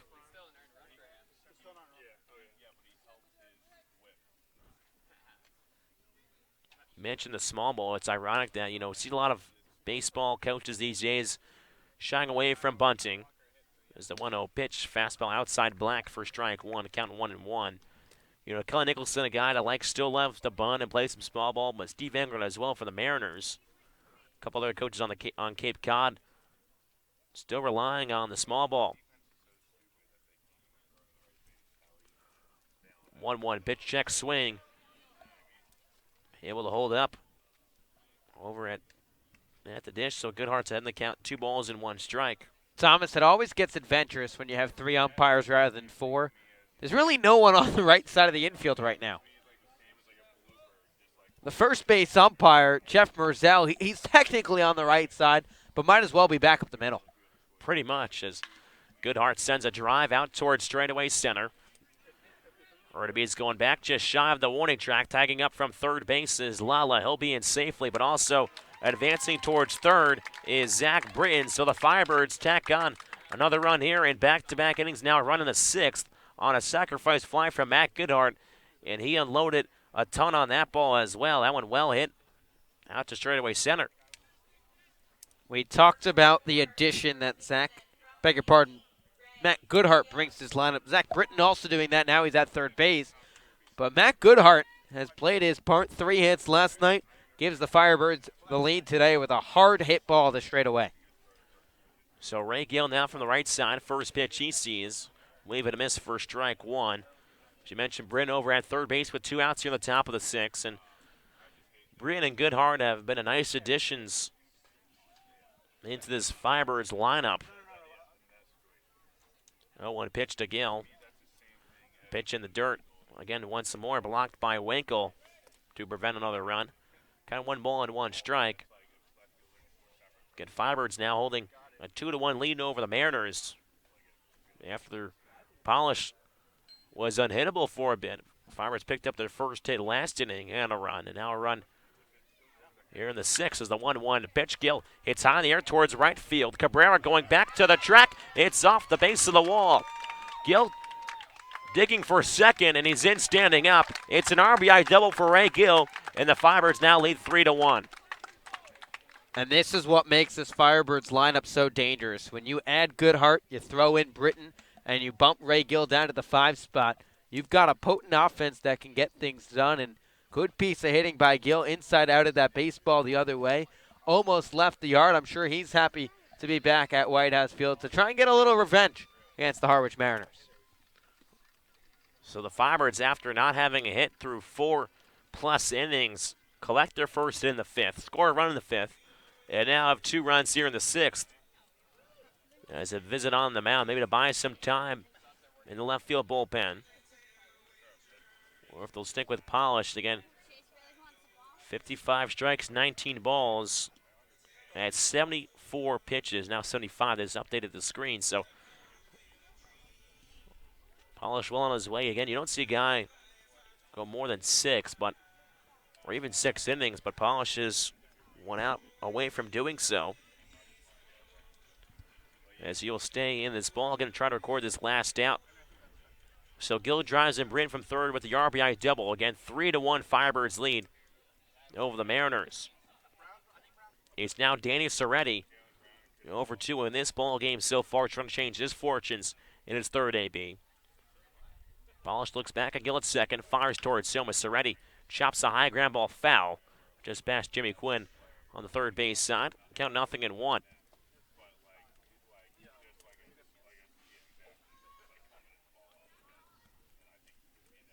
Again, 2 outs.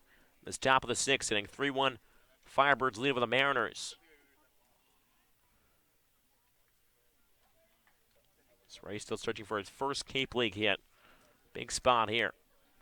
0-1 pitch to Soretti. Chases after a pitch in the dirt. Count 0-2. So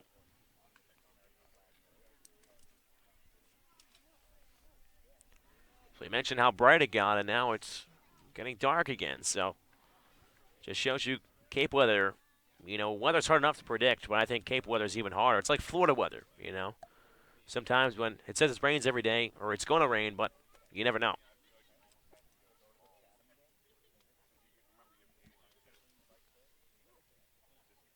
Polish comes set. Takes a long pause as the 0-2 pitch fouled right over towards the dugout area. One of the players over there for the Mariners Doing his best acrobatic jump over there. There's actually assistant coach Mark Tebow over there, holding a fungo patch, just getting out of the way. Think he wishes he was related to Tim Tebow? I think he does. A little different spelling, but That would be a lot of fame, man. I mean, that'd be a lot of fame. I don't know if I could handle that. If you're the brother of Tim Tebow and you're on Cape Cod, I mean, and Tim's got to visit then. Tim's got to make a trip up here, you know. It's at least guaranteed once a summer he's going to come up here. 0-2 pitch. Fastball upstairs, cut on a miss, and Cerati goes down swinging. But the Firebirds have opened up a small lead here. After 5.5, they lead 3-1. Again, 2 runs, 2 hits, no errors, and 1 man left on base by Ray Gill. Picking him a big RBI double to add a little bit of cushion to this lead. As we'll take a look around the Cape League at some scores. Not the only game going on Cape Cod right now. As over in Wyandotte, Red Wilson Field, the Whitecaps leading the Red Sox 3-1 in the bottom of the 6th. And then over in Bourne, in the bottom of the 2nd inning, Falmouth holding a 2-0 lead. Hyannis and Chatham will get things underway in just about 15 minutes or so from veterans as the Harbor Hawks and the Anglers battle it out. And the Game and the Kettleers are playing right now at 5, but they're online. Their Game Live page is not working. You know what that might be? I saw Katuitt. They tweeted earlier that they were just going to have an audio-only broadcast at home. And that's a little odd to see in the Cape Cod Baseball League. Usually at home, you have a video feed. On the road, you just go audio-only. So you thought maybe there was a Wi-Fi problem in Katuitt. Looks that way. Well, it had a problem there going back to when we were there on Wednesday because late in that game, the Wi-Fi just dropped. Okay, we've got a score. I know why it's not on point streak. I think Wareham wants to hide the score. It's 9-0 in favor of Katuitt in the 5th. Yeah, Katuitt just pouring it on the Gateman, and that's what the Gateman have been doing as of late the last couple days or so. They've been scoring runs in bunches. It's almost like the Red Sox-Yankees game for the Gateman, except they have all the runs. As there is a new pitcher on the mound for the Firebirds. It's Dawson McCarville out of Grand Canyon. McCarville 1-0 on the season as he picked up a win in Wareham, against Wareham, not in Wareham, against Wareham in the doubleheader as he pitched, the last pitcher to pitch before the walk-off home run by Ray Gill. And he'll face the 2-3-4 hitters here in the home half of the 6th inning. As Weimer comes back up to the dish. He was at bat to end things in the 5th, but Hurtubise was thrown out trying to steal second base. And talking about stolen bases, Brad Debo, catcher for Harwich last year, threw four runners out in one game. First pitch of Weimer's at the knees for strike 1. I mean, that was just unheard of. Of course, Avicii almost threw out another runner today. He could have been at 2 here at White House. As the 0-1 pitch to Weimer. Pitch just misses above the letters for ball 1. Count 1 ball and 1 strike. And McCarville pitched an inning and a third against Wareham. Only allowed a hit. So it was effective in that relief appearance as the 1-1 pitch. Weimer goes fishing. And an off-speed pitch out of the zone. Counted 1 ball and 2 strikes. So at least you don't feel too bad for Joey Weimer. Was up in the count 1-2 the last time. Now he's 1-2 again after Hurtubise got thrown out. Same spot, 1-2, goes right back to the off-speed pitch, and Weimer goes down swinging. As that is how the top of the 6th will start here. Again, the only man to reach was Hurtubise on a single in the 5th. Otherwise, the last base runner for the Mariners, you have to go back to the 2nd inning. Yeah, great day by Owen Schartz. 5 innings of 1-run baseball, 5 hits, a walk, and struck out 6 along the way. So Daniel Cabrera, the right fielder from LSU, takes a first pitch fastball up in the zone for ball 1. Get 1 out here in the bottom of the 6th inning as it goes right back to the fastball in the outside corner. Count 1-1.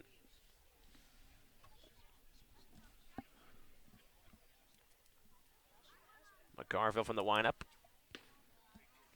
1-1 pitch just misses the outside corner. Tries to feast out there, but misses for ball 2. Count 2 balls and a strike. Again, here in the bottom of the 6th inning, Firebirds 3, Mariners 1.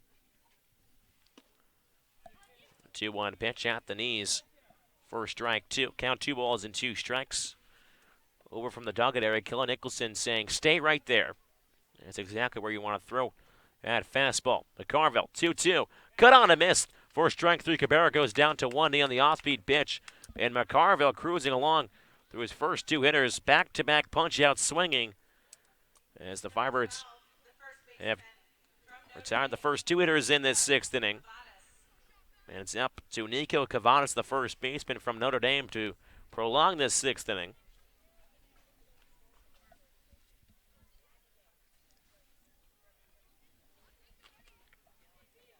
First pitch at the knees for strike 1.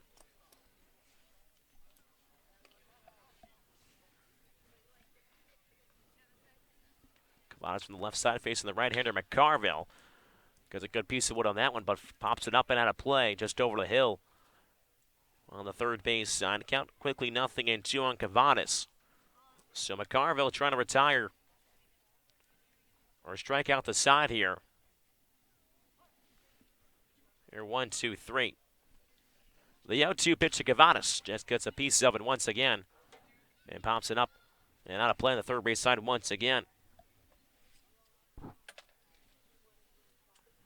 course, Andrew Abbott almost had the 3 strikeouts on 9 pitches. Struck out 3 Highness Harbor Hawks on 10 pitches. McCarville here at pitch number 13 as the 0-2 pitch is floored out towards deep center. Taking a couple steps back is Lala. Camps under it and makes the catch for out number 3. So 1-2-3 inning work by McCarville. After 6, it's the Firebirds 3 and the Mariners 1. We'll step aside. We'll be right back with the Firebirds baseball on the Birds Broadcast Network.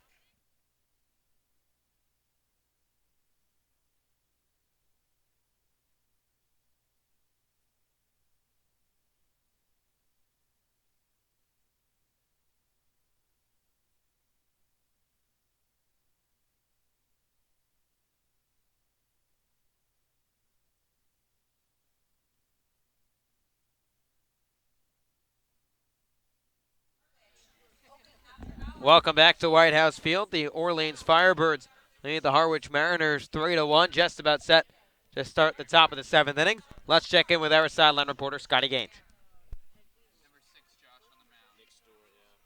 It's been my talk for the season that there is no greater, I guess I should say, trait than the beard on Mr. Noah Scuro. And I'm sitting here with his dad. We've been enjoying a day. First off, before we start, I've got to ask about the beard. Where did that begin for him? Was it like 10, 15 years ago he started growing it?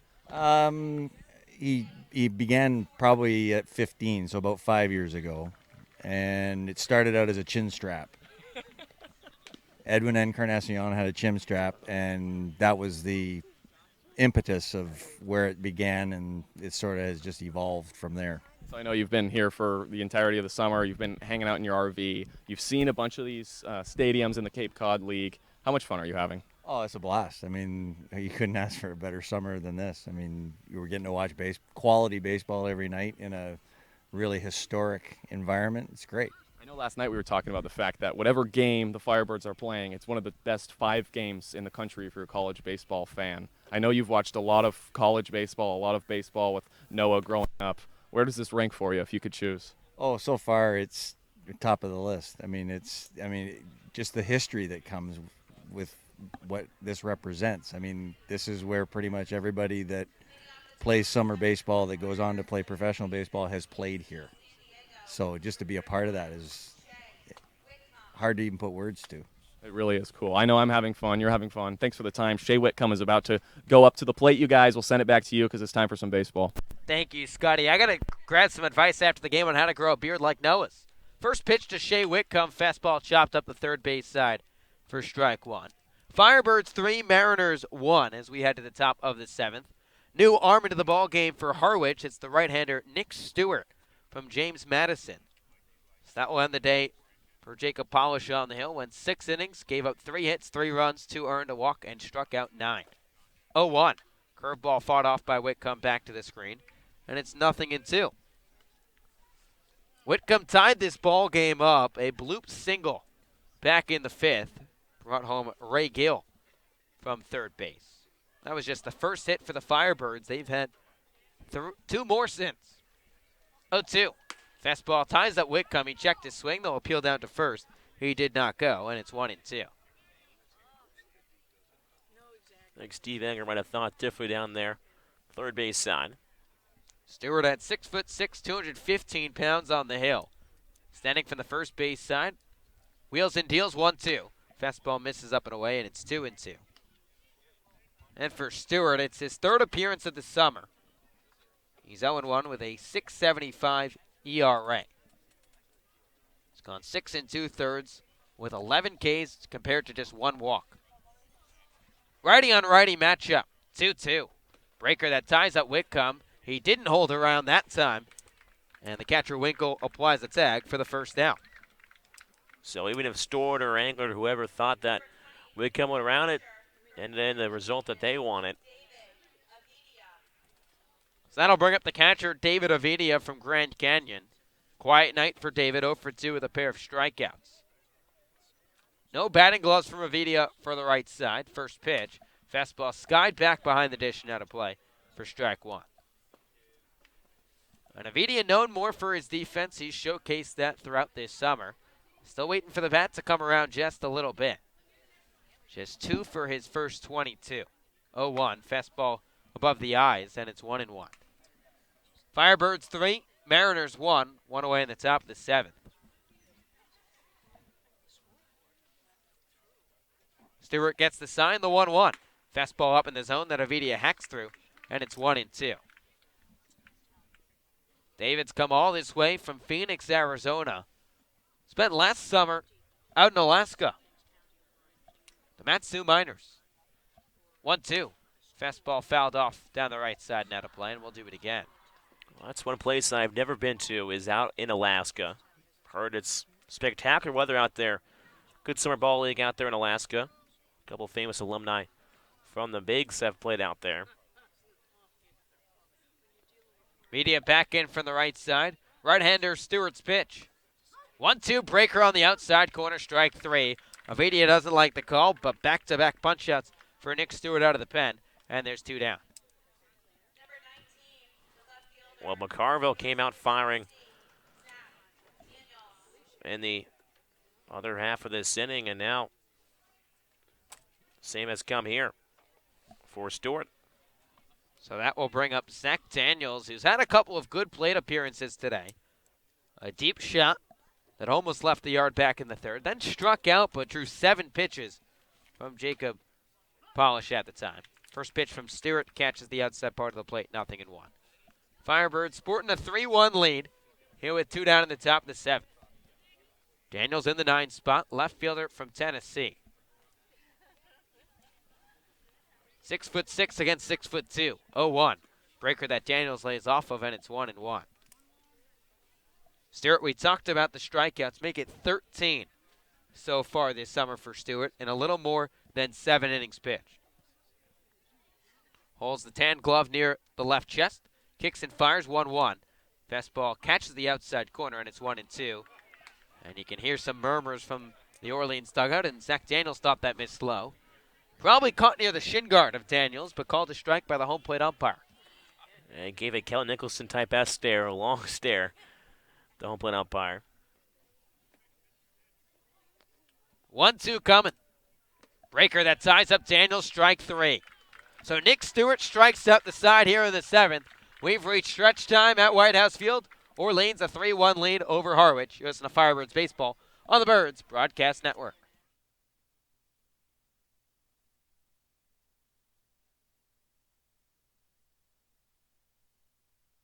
Count. The pitch, not running. Fastball hit hard up the middle. Glove by the shortstop McCabe. Underhand flip to Soretti. On to first, a 6-4-3 inning-ending double play. And just the first base. Breaking ball hit hard and deep to left. And Tico chases it gone. Ray Gill walks it off for Orleans. The University of Miami first baseman. Firebirds 1, Dayton nothing. Final pouring out of the first inning. Didn't take much. 1 run on just 4 hits in the for the first 7 Firebirds. innings. And Gill crosses home plate. He is mobbed by all the water in the Sunshine Season ballpark as the Birds win it.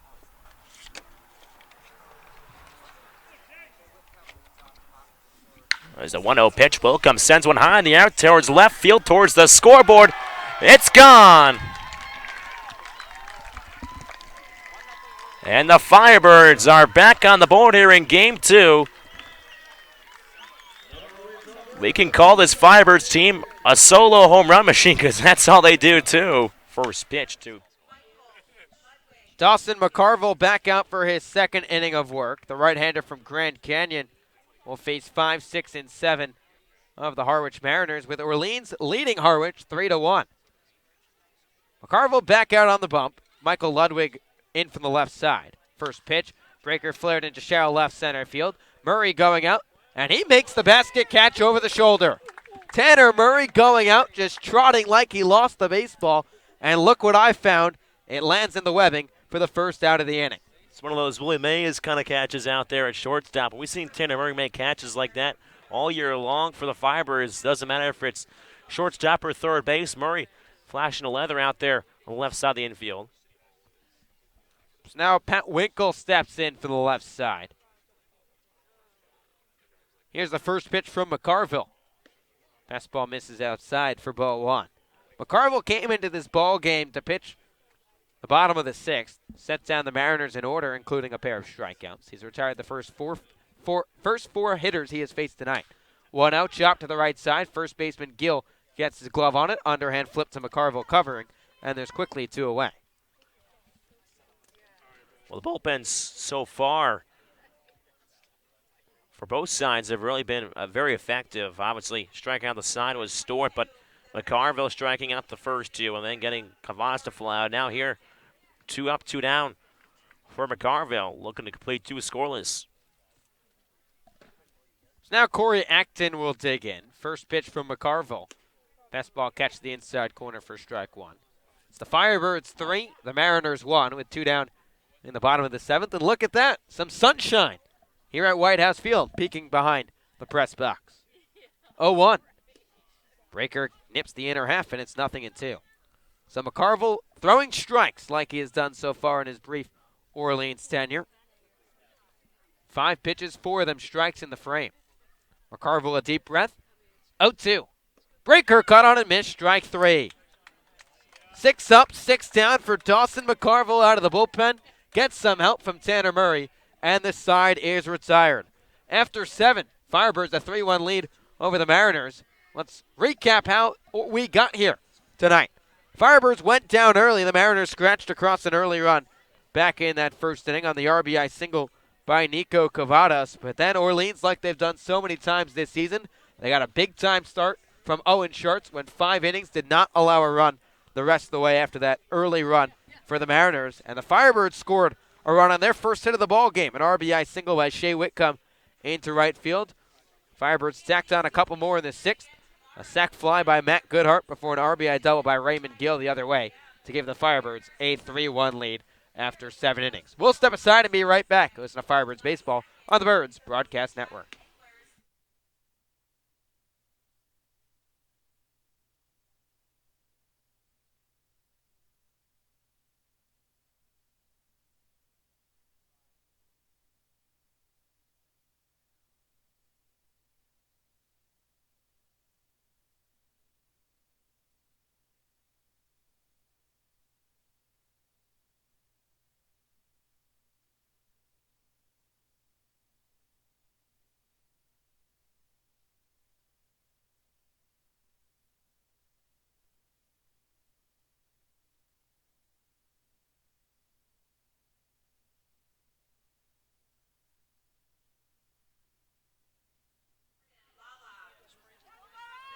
Orleans a 3-1 lead over Harwich as we head to the top of the 8th at White House Field.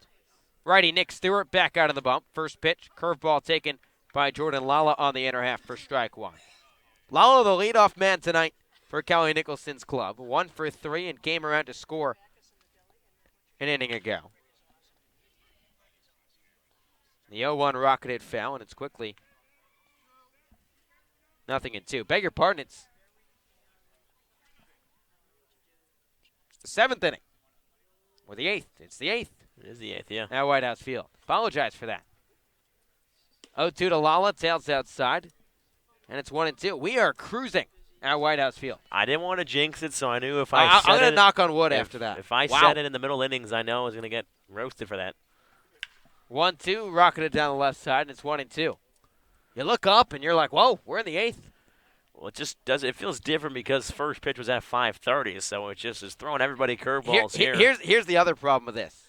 If you saw the Yankees-Red Sox score, and I won't spoil it and tell you the result for those of you who have DVR'd and haven't watched the game yet. They're in London, but holy smokes. 1-2, breaker hit up the first base side. Cavada sticks his glove in the dirt, takes it to the bag himself, and there's one away.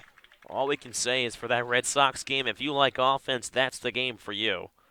And what do you think the London fans who have never seen a baseball game in their life think? They're gonna think it's like football. They might get mixed up with American football, that's for sure. You know, I think the Red Sox might need maybe another touchdown or something, and they would have won that game, or maybe a field goal and a safety. Zach Britton now the batter for the Firebirds. First pitch from Stewart. Breaker that catches the outside part of the strike zone, 0-1. Firebirds sporting a 3-1 lead with one away in the top of the 8th. Britton back in from the left side, 0 for 3 tonight.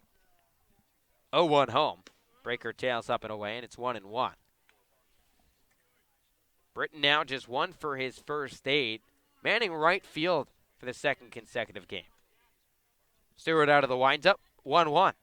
Breaking ball that's fouled off by Britton back to the screen. It's 1-2.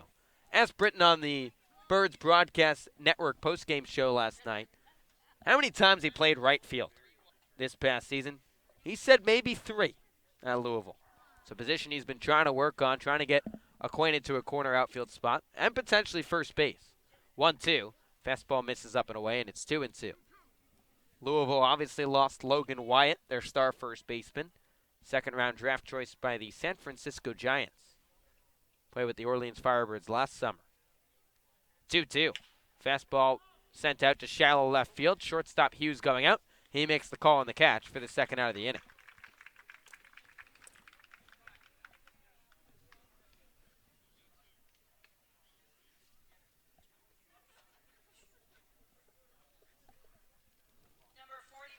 Now Tanner Murray will dig in from the right side. Some confusion going on at White House Field. Kelly Nicholson just asking behind here. Calling over our scout liaison intern. Wow, mid-game. Good for him. He's getting all the action tonight. 3-1 Firebirds lead with 2 away in the top of the 8th, and Tanner Murray takes the stroll to the dish. Murray 0 for 2 tonight. First pitch, fastball up in the zone, cut on and missed for strike 1. Murray played a big part of that 2-run 6th inning for the Firebirds. Laid down a sacrifice bunt at the third base side. That pushed both runners 90 feet. Righty on righty matchup, 0-1. Fastball skied down the right side and out of play, and it's 0-2.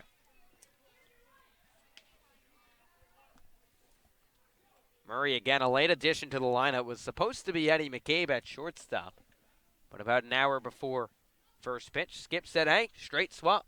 Murray in for McCabe. Here's the 0-2. Breaking ball hit out to center field. Hurtaby on the run, glides to his right, makes the catch in straightaway center for the final out of the inning. So another 1-2-3 inning for Nick Stewart. 6 up and 6 down for the right-hander as we are through 7.5 at White House Field. Firebirds 3, Mariners 1, and let's check in with our sideline reporter, Scotty Gange.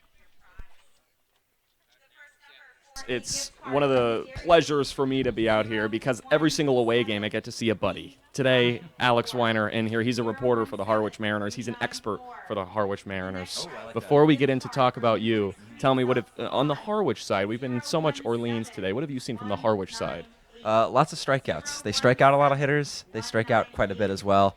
Today, unable to really get a lot of runs going for them. And offensively, it's been a bit streaky here and there. They can explode for 6 runs like they did last night. Today, they're struggling. They only have 1, but still 2 innings to go. Who knows?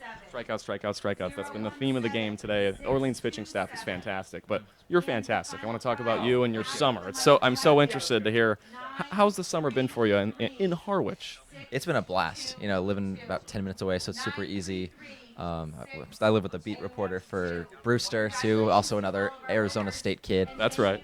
And so Yeah, it's been a lot of fun. I've been acting as, I was hired as a writer. I've been acting as writer, photographer, social media, sideline, graphics, everything they could possibly. You're what they would call a Mr. Do-It-All. I'm like a Brock Holt in a way. Just send me anywhere, and I'll just do it with a smile. It's been a lot of fun. No, it's been great, and I've been learning a lot of new stuff, too, so it's been awesome. You just said the most important part. You're having fun, right? Yeah, it's been an absolute blast. It's been terrific. Absolutely terrific. You guys, baseball is fun, but friendship is also fun. That's what we've gotten here in Harwich. Big ol' smile on our faces, Thomas and Josh. Back to baseball. We can't see you, Scotty, but we'll believe you. Plenty of smiles going on at White House Field, especially for the Orleans Firebirds. First pitch from Dawson McCarville to Hal Hughes, fouled off for strike one. McCarville back out for his third inning out of the Firebirds bullpen. 6 up and 6 down for the big righty from Grand Canyon. Firebirds sporting a 3-1 lead over the Mariners as we head to the home half of the 8th. McCarville will face 8-9-1 in the frame. 0-1 to Hughes. Fastball misses low, just above the shins of Hughes, and it's 1-1. Hughes 1 for 2 today, a single in the second. Stole second in the frame before being gunned down at the plate. 1-1, fastball misses inside, brushes Hughes off the dish, and it's 2-1. And Hughes was trying to score on the single by Jacob Hurtubise, but Zach Britton gunned him down to end the frame. It's kept this a 2-run lead for Orleans. 2-1. Breaker hit hard to the third base side. Whitcomb retreats, backhands the ball, high throw to first base. Gill applies a tag for the first out of the inning. Good play by Gill over at first base. Instead of trying to reconnect his foot with the bag or try to stretch it out, just goes for the tag on the runner Hughes, and he was still able to nab him for the first out. So Cam Thompson, the second baseman from Kansas State, who is off to a quiet night, will step in from the left side. 0 for 2 with 2 strikeouts, both swinging. First pitch to Thompson. Fastball fouled back for strike one. McCarville impressing here at White House Field. Just his second appearance as an Orleans Firebird, his first in 6 days. Has faced 7 batters, has retired all 7 so far. 0-1. Fastball squared into left center field. Lala's got a beat on it. Retreats to his right to make the grab for the second out of the inning. You can hear Lisa Radke, Jordan Lala's host mom, giving a shout out to Jordan in center. Lisa running retail at Eldridge Park, but also doing a good job for the Firebirds organization, housing some players. Jacob Hurtubise, the leadoff man for the Mariners, will step in from the left side. First pitch fastball nabs the inside part of the plate for strike one. She's definitely a big asset to this Firebirds organization. Firebirds a 3-1 lead over the Mariners with 2 outs in the 8th. 0-1, Hurtubise shows bunt and pulls it back, but the fastball catches the inside corner. Yeah, Harwich is trying anything at this point to get a base runner on. Last man to reach was back in the 5th. It was Hurtubise himself, a single before being thrown out. 2-4 and a caught stealing. 0-2. Fastball up in the zone. Hurtubise thought about chasing it, but laid off, and it's 1-2. Hurtubise entered today just 0 for his first 6, but he's picked up 2 base knocks his last 2 trips. McCarville out of the windup. 1-2. Breaking ball hit to the right side. The second baseman, Soretti, shuffles to his right. Sidearm throw to first base, and the side is retired. So how about that? Dawson McCarville out of the Firebirds bullpen. Faces 9 batters. Retires 9 in a row. We're through 8 complete innings here at White House Field. The Firebirds a 3-1 lead over the Mariners. You listen to Firebirds Baseball on the Birds Broadcast Network.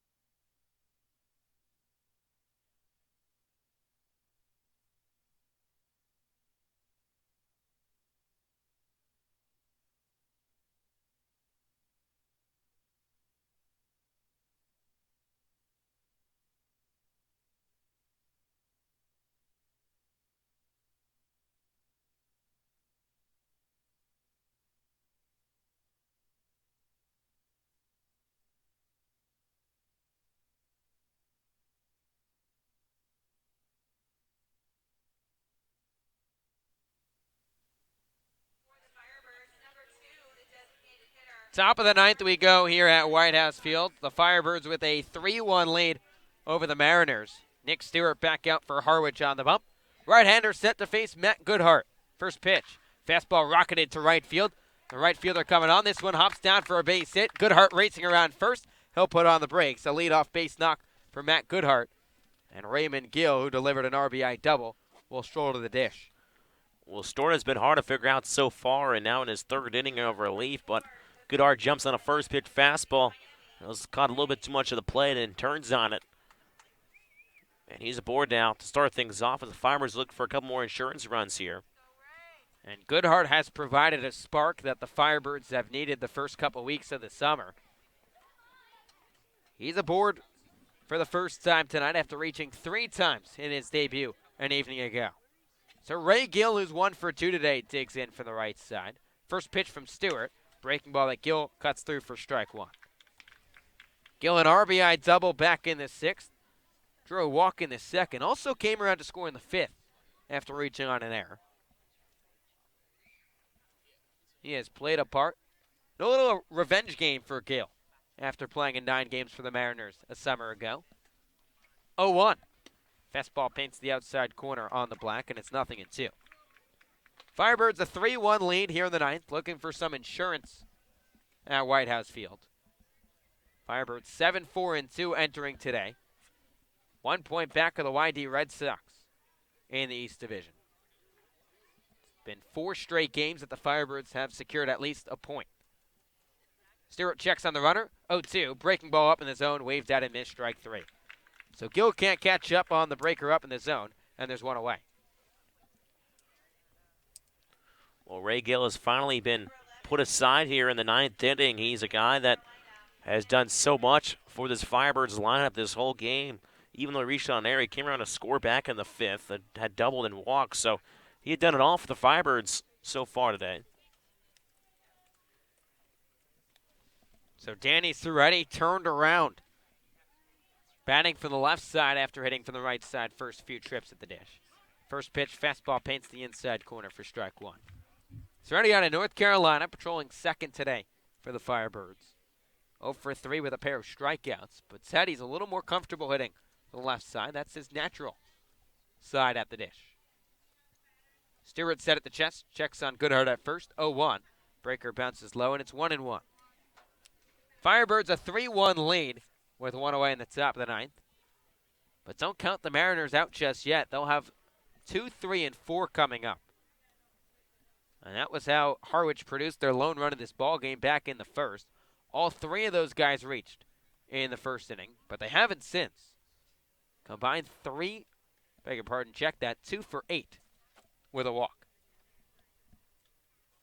1-1, runner going, breaking ball clobbered out to deep right center field. Hurtaby on the run, he's looking up at the fence, and this ball 2 hops the wall. Goodhart had to hold up at 2nd to see if Hurtaby could track that down. He puts on the brakes at 3rd, but a long double for Danny Soretti, his first hit in the CCBL. We mentioned first CCBL hit, almost would have been a long ball. That would have been something similar to Josh Zamora, whose first hit in his first debut was a home run at Eldridge on opening night. But Soretti gets a good piece of wood there, almost hits it out, and now the Firebirds can maybe try to extend this lead a little bit more, give them a little more comfort and cushion as they head into the bottom half of the 9th. So now a chance for Orleans to tack on an insurance run, and the infield will come in here for the Mariners. Runners on 2nd and 3rd, and only 1 away, with Orleans a 2-run cushion in the 9th. Shea Whitcomb, the 3rd baseman from UC San Diego, already an RBI tonight.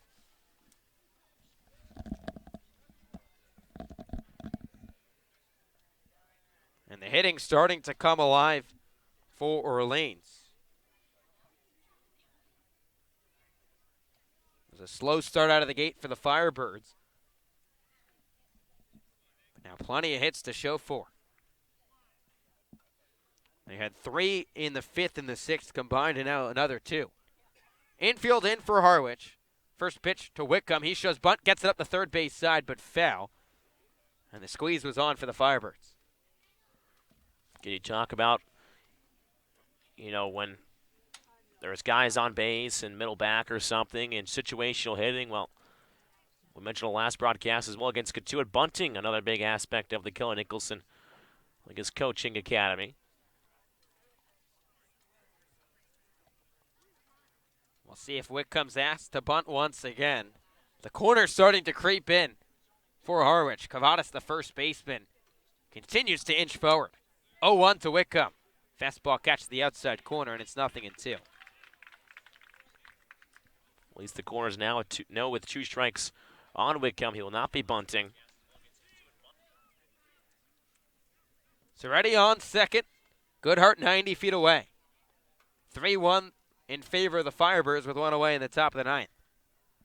Stewart set at the chest. Right-handers 0-2 to Whitcomb. Breaking ball up in the zone. Whitcomb laid off, and it's 1-2. Good looking pitch. Whitcomb just able to fend off the curveball. Try to dip down into the zone. So a chance for Shea Whitcomb to deliver another RBI. And an RBI single back in the 5th. Long stare in from Stewart. Now the right-hander from James Madison set. 1-2 to Whitcomb. Fastball hit hard to the third baseman. Down the left field line for a base hit. Goodhart's in to score. Right behind him is Danny Seretti. And a 2 RBI single for Shea Whitcomb. The Birds have insurance here in the 9th. It's 5-1 in favor of Orleans. And just what the doctor ordered, Shea Whitcomb continues to add to his tally here today after driving in the first run for the Firebirds in the 5th. Adds 2 more here in the 9th. And he has been the run producer today for the Firebirds. 3 of the 5 RBIs for the Orleans Firebirds. Now David Avidia, the catcher from Grand Canyon, will try and join in on the fun. Righty on righty matchup. First pitch. Curveball that Avidia lays off of for ball 1. We'll have to see what direction Kelly Nicholson elects to go. He's got Dawson McCarville, who looks sharp out of the bullpen. 3 strong innings, 9 up and 9 down. Will he elect to stay with him or turn it over to another arm? 1-0. Fastball nips the outside corner, and it's 1-1. Hat trick so far tonight for David Avidia. 3 strikeouts, trying to avoid the golden sombrero. Whitcomb aboard at first with 1 away. With the Firebirds now up by 4. They have scored 5 unanswered runs after giving up a tally in the first. 1-1. Fastball that nips the outside corner, and it's 1-2.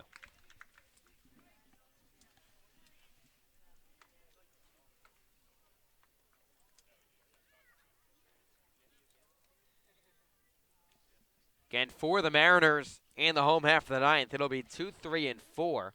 Weimer, Cabrera, and Cavadas, but now they need more than just those 3. 1-2. Fastball popped sky high by David Avidia into shallow left field. Hughes going out. Weimer coming in. He makes the grab for just the second out of the inning.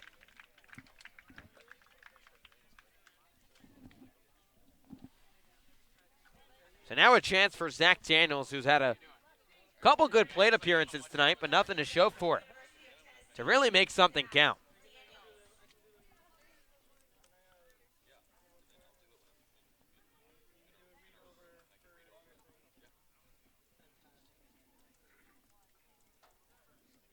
So Daniels, the big outfielder from Tennessee, digs in from the right side with Stewart still out there for the Mariners.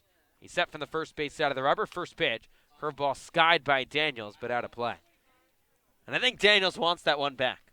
That was a breaker up in the zone. Yeah, I think so. We saw what he can do with some breaking balls left over the heart of the plate. And yeah, I think he's a little mad at himself, maybe a little, but still live in this at-bat. Still plenty to go.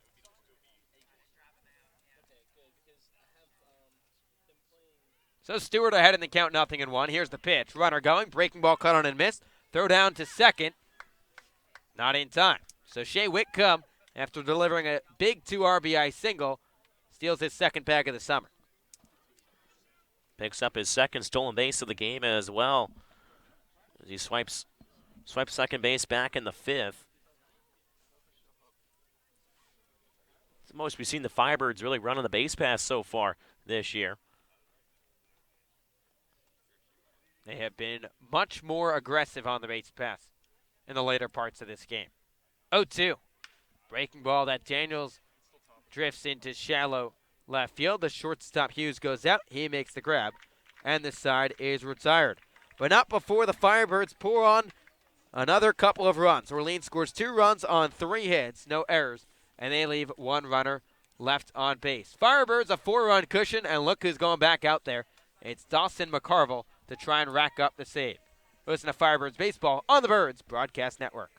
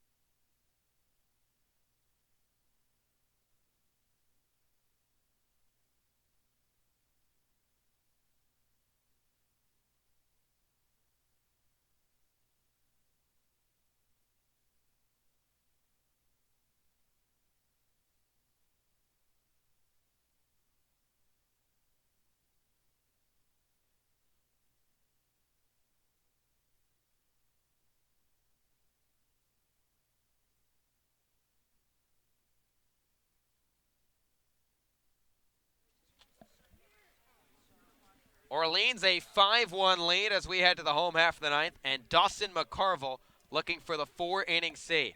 First pitch to Joey Weimer. Fastball catches the outside corner for strike 1. McCarville entered this ball game in the 6th when it was just a 3-1 Firebirds lead, but Orleans tacking on 2 more here in the top of the ninth. 0-1. Breaking ball hit hard to the right side, right at the second baseman, Soretti. He drops the baseball and bobbles it into shallow right field. So after McCarville retired the first 9 he faced, looks like he was going to have 10 in a row. But Weimer reaches on the E4. Yes, Soretti backed up on the grass there. Just try to corral it all together and try to do it all in one motion as he did last inning to end the 8th inning, but just got it all miscombobulated over at second base. So now Daniel Cabrera the batter, and that's what the Mariners need right now. They just need base runners trailing by 4 here in the last of the ninth. Righty on lefty matchup. First pitch, fastball hit to the left side, could be 2. Murray gloves it, steps on the bag, throw to first base in time. And just like that, Tanner Murray does it again with the glove and picks up 2 quick outs. And the Mariners down to their final out here in the ninth. Yeah, Murray and Soretti have a nice couple words over there. Probably some of the long lines of, hey, Danny, I got you over there at shortstop. No problem, man. And they continue to have a nice conversation as they retreat back to their positions. McCarville looking to close this one out and face the minimum of cross 4. First pitch to Cavadas, chopped up the first base side and foul. For strike 1. Firebirds trailed 1-0 after the first inning, but Orleans has scored 5 unanswered runs. Took till the 5th to get a hit, but the offense came pouring down. We were expecting rain in the forecast. It wasn't that what came raining down at White House Field. 0-1. Breaker bounces low, and it's 1-1. Cavadas 1 for 3. He delivered the lone RBI tonight for the Mariners, but has been kept off the base pass since. 1-1. Fastball misses upstairs. It's 2 balls and 1 strike.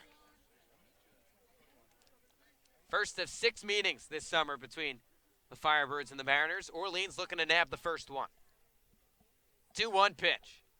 Fastball misses low and inside, just above the green and gold cleats of Cavadas, and it's 3 balls and 1 strike. Michael Ludwig waiting on deck, looking to get an opportunity for the Mariners. He's 0 for 3 today. 3-1. Fastball nips the inside corner, and the Mariners down to their final strike. Orleans 5, Harwich 1. 2 outs here in the bottom of the ninth. 3-2 the count to the cleanup man, Nico Cavadas. Here's the pitch from Dawson McCarville. Fastball on the inside corner, strike 3 called. Dawson McCarville, a 4-inning save out of the bullpen, faced the minimum, racked up 4 Ks. The Orleans offense came on late, and Firebirds take round 1 with the Mariners, 5-1 at White House Field. Well, these Firebirds continue to play some good baseball here in Harwich, and they are red hot right now. After defeating Katuitt yesterday 10-6, the Bats weren't there for the first 4 or so innings after they were no hit, but still end up with 5 runs on 6 hits. And I mean, it's coming from all over the place in this Firebirds lineup as well. Really, today was more of the latter part of this lineup. A guy like Shea Whitcomb going 2 for 4 for the Firebirds, drove in 3 RBIs. He'll be coming here in the broadcast with the booth in just a bit. Of Scotty Gange will pick the Birds baller of the game. And Dawson McCarville, a guy that, again, his final stat line, 4 innings, no hits, no runs, no earned, no walks, and 4 strikeouts. Owen Schartz, though, have to give a hand to him as well. He got the Firebirds rolling after working out of a tough first inning. 5 innings, 5 hits, 1 run, 1 earned, 1 walk, and 6 strikeouts. So from Schartz to McCarville, it was an all-around pitching performance for the Firebirds today. And then the Bats woke up late, scoring 1 in the 5th, 2 in the 6th, and 2 in the 9th. It was the RBI double, or single, by Shea Whitcomb. And Whitcomb as well stealing 2 bases. And the defense was once again rock solid behind the Firebirds pitching, led by Tanner Murray and company. A couple nice defensive plays by Murray and Soretti and a couple other guys out there. As we're almost set with our silent reporters, Scotty Gange, who again is with Dawson McCarville. As we'll send over to Scotty right now. Scotty, take it away. The game. Who else but Dawson McCarville? 4 innings in relief. You got the save. No hits allowed. No runs allowed. Fantastic outing. You feel good right now? You feel tired? Feels pretty good. No, not tired. Adrenaline kind of kicked in, but I feel pretty good. You struck out the last batter, and I saw right there you give a fist bump. Yeah. You were pumped up, were you? Yeah, I didn't think he was going to swing, so I just threw it right there, and I was right, so I got lucky right there. But you were feeling it all day today. What was working especially for you out on the mound? Fastball and changeup command. Usually my best pitch is a slider, but I only threw 1 today. I know you're a few days into your career here as an Orleans Firebird, and not so long, but to make such an impact in today's game for these guys that you're playing with today, how does that make you feel? Feels good, man. Now I feel like I'm part of the Birds finally. Yeah. Finally get to throw, show you guys what I got. Part of the Birds, and the Birds baller of the game, this guy, Dawson McCarville. Great job today. Congratulations, man. Guys, back to you. And thank you, Scotty. And Dawson was fantastic on the mound, as was Owen Schartz, the 2 Firebirds pitchers on the bump today. They really did some work. Again, some other performances for the Firebirds. Again, 6 hits, 2 of them coming from Whitcomb. Soretti 1 for 4, had the big fly, almost took it out here in the 9th inning. He's on the board with his first Cape League hit. Ray Gill also had an RBI double. He went 1 for 3 today. Matt Goodhart as well drove in a run. He's also 1 for 3. And then Jordan Lala went 1 for 4. Those were all the hits that the Firebirds got today, and it's pretty good considering the Firebirds, they couldn't really figure out the starting pitcher for the Mariners in Polish. Really, Polish had these Firebirds bats at bay for the first 4 innings plus, and the Firebirds found a way to win, and that's what it's all about here on Cape Cod, just willing a way to win. Sometimes it's not about the talent, but the at-bats you put together, the pitching, the defense. It's an all-around effort for the Firebirds here in today's win in Harwich. Take a look around the Cape League right now over in YD in the top of the 9th inning. Brewster holding a 6-2 lead over the YD Red Sox, as this is the first game done today. So ironic that a game at 5 o'clock was not the first game done on the camp. It was, in fact, the 5:30 game here in Harwich at White House Field, as the Commodores and the Braves battle it out at Doran Park in the bottom of the 5th. Commodores leading the Braves 3-0. And over in Chatham, the Harbor Hawks and the Anglers are knotted up at 0-0 in the top of the 3rd. As the standings currently right now, again, Orleans moves now 8-4-2 on the year. They edge YD by a point because of the 1 extra tie that the Firebirds have. As the Red Sox, if they drop this game at home, the Firebirds will take sole possession of first place unless YD come out a comeback here in the 9th inning. Chatham just right behind the Firebirds, 7-6-1. But also the Whitecaps will pick up a win, but once again, it's going to be the tie that Orleans has. They have 2 ties on the year compared to Brewster's 1. That will make the difference. Again, Shea Whitcomb will be joining the broadcast in just a few seconds or so to talk about his day he had at the plate. Again, Whitcomb 2 for 4, 3 RBIs, and 2 stolen bases. As Whitcomb having one of his best games here on the Cape. As the Firebirds, again, they defeat the Harwich Mariners by a score of 5-1. As Orleans will take a look at a little bit up ahead for the Firebirds before we welcome on Shea. The Firebirds, after tonight's victory, will head out to Falmouth they'll head to Orleans on tomorrow night, Sunday night, as they'll take on these same Harwich Mariners before they head to Falmouth on Monday. Again, this is a stretch of starting from yesterday, 17 straight games. So 17 games in 17 days, no off days here for the Firebirds for quite a while. As the Commodores and the Firebirds will try to battle it out for the first time this year on July 1st at 6 p.m. at Arnie Allen Down. But again, we'll take each other on, the Mariners or the Firebirds, on Sunday night. Again, another 5:30 start tomorrow night. Pre-game show will start around 5:15 from Eldridge Park. And what should be hopefully some fantastic weather. The weather held out today at White House Field. As again, Shea Whitcomb will be joining us in just a few seconds or so. As Kel Nicholson will pep talk to the team out there just in front of the Firebirds dugout. So it turned out to be a fantastic night in Harwich. Before the game started, we didn't think that the weather was going to hold up or not.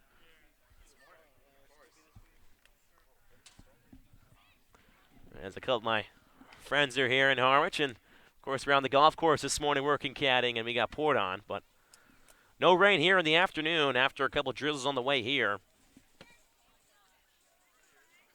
Again, just a quick recap of the game. The Firebirds defeated the Mariners by a score of 5-1. Run in the 5th, 2 runs in the 6th, and 2 runs in the 9th after the Mariners in that first inning really had a golden opportunity after Weimer reached on a double, a bloop fly ball. It was a walk by Cabrera, and then a double by Cavadas that drove in the first. Runners on second and third with just 1 out, and Owen Schartz, the pitcher from Nevada, strikes out Ludwig, and then Winkle to line out to right. So a couple of key situations like that really kept the Firebirds in the game. They're only down 1-0 after 1, in which was another big situation in the game. Obviously later, the Firebirds capitalized on their opportunities again. They only out-hit the Mariners by 1, but the run column is obviously the most important column in a game, as the Firebirds outscored the Mariners by 4. Again, Firebirds defeat the Mariners 5-1. And Shea Whitcomb will join us momentarily here from White House Field. As you heard Scotty Gaines earlier with Dawson McCarville. 4-inning save. As I'm now joined by Shea Whitcomb. Shea, thank you for joining me here on the Birds Broadcast Network. Yeah, thank you. Now, Shea, you had a great day at the plates. 2 for 4, 3 RBIs, and 2 stolen bases. It seems like the Birds' bats are really starting to heat up here on the Cape. What has really been the approach for maybe you and the team in general? You know, coming off 10 runs against Katuitt yesterday and now 5 more here. What has been the approach, or maybe the difference from the first maybe 2 weeks or so to now? I would say there hasn't really been a difference in my mind. I mean, we've been barreling up balls. We've been hitting line drives. I think they've just been getting caught the last 2 weeks, but I think they're finally starting to fall, and that's baseball. And I don't know. It's just what happens. Yeah, we did see a couple balls barrel up today, like Zach Daniels hit a rocket of one just right at the center fielder. So we have seen a couple of those breaks, and you pick up 2 stolen bases tonight as well.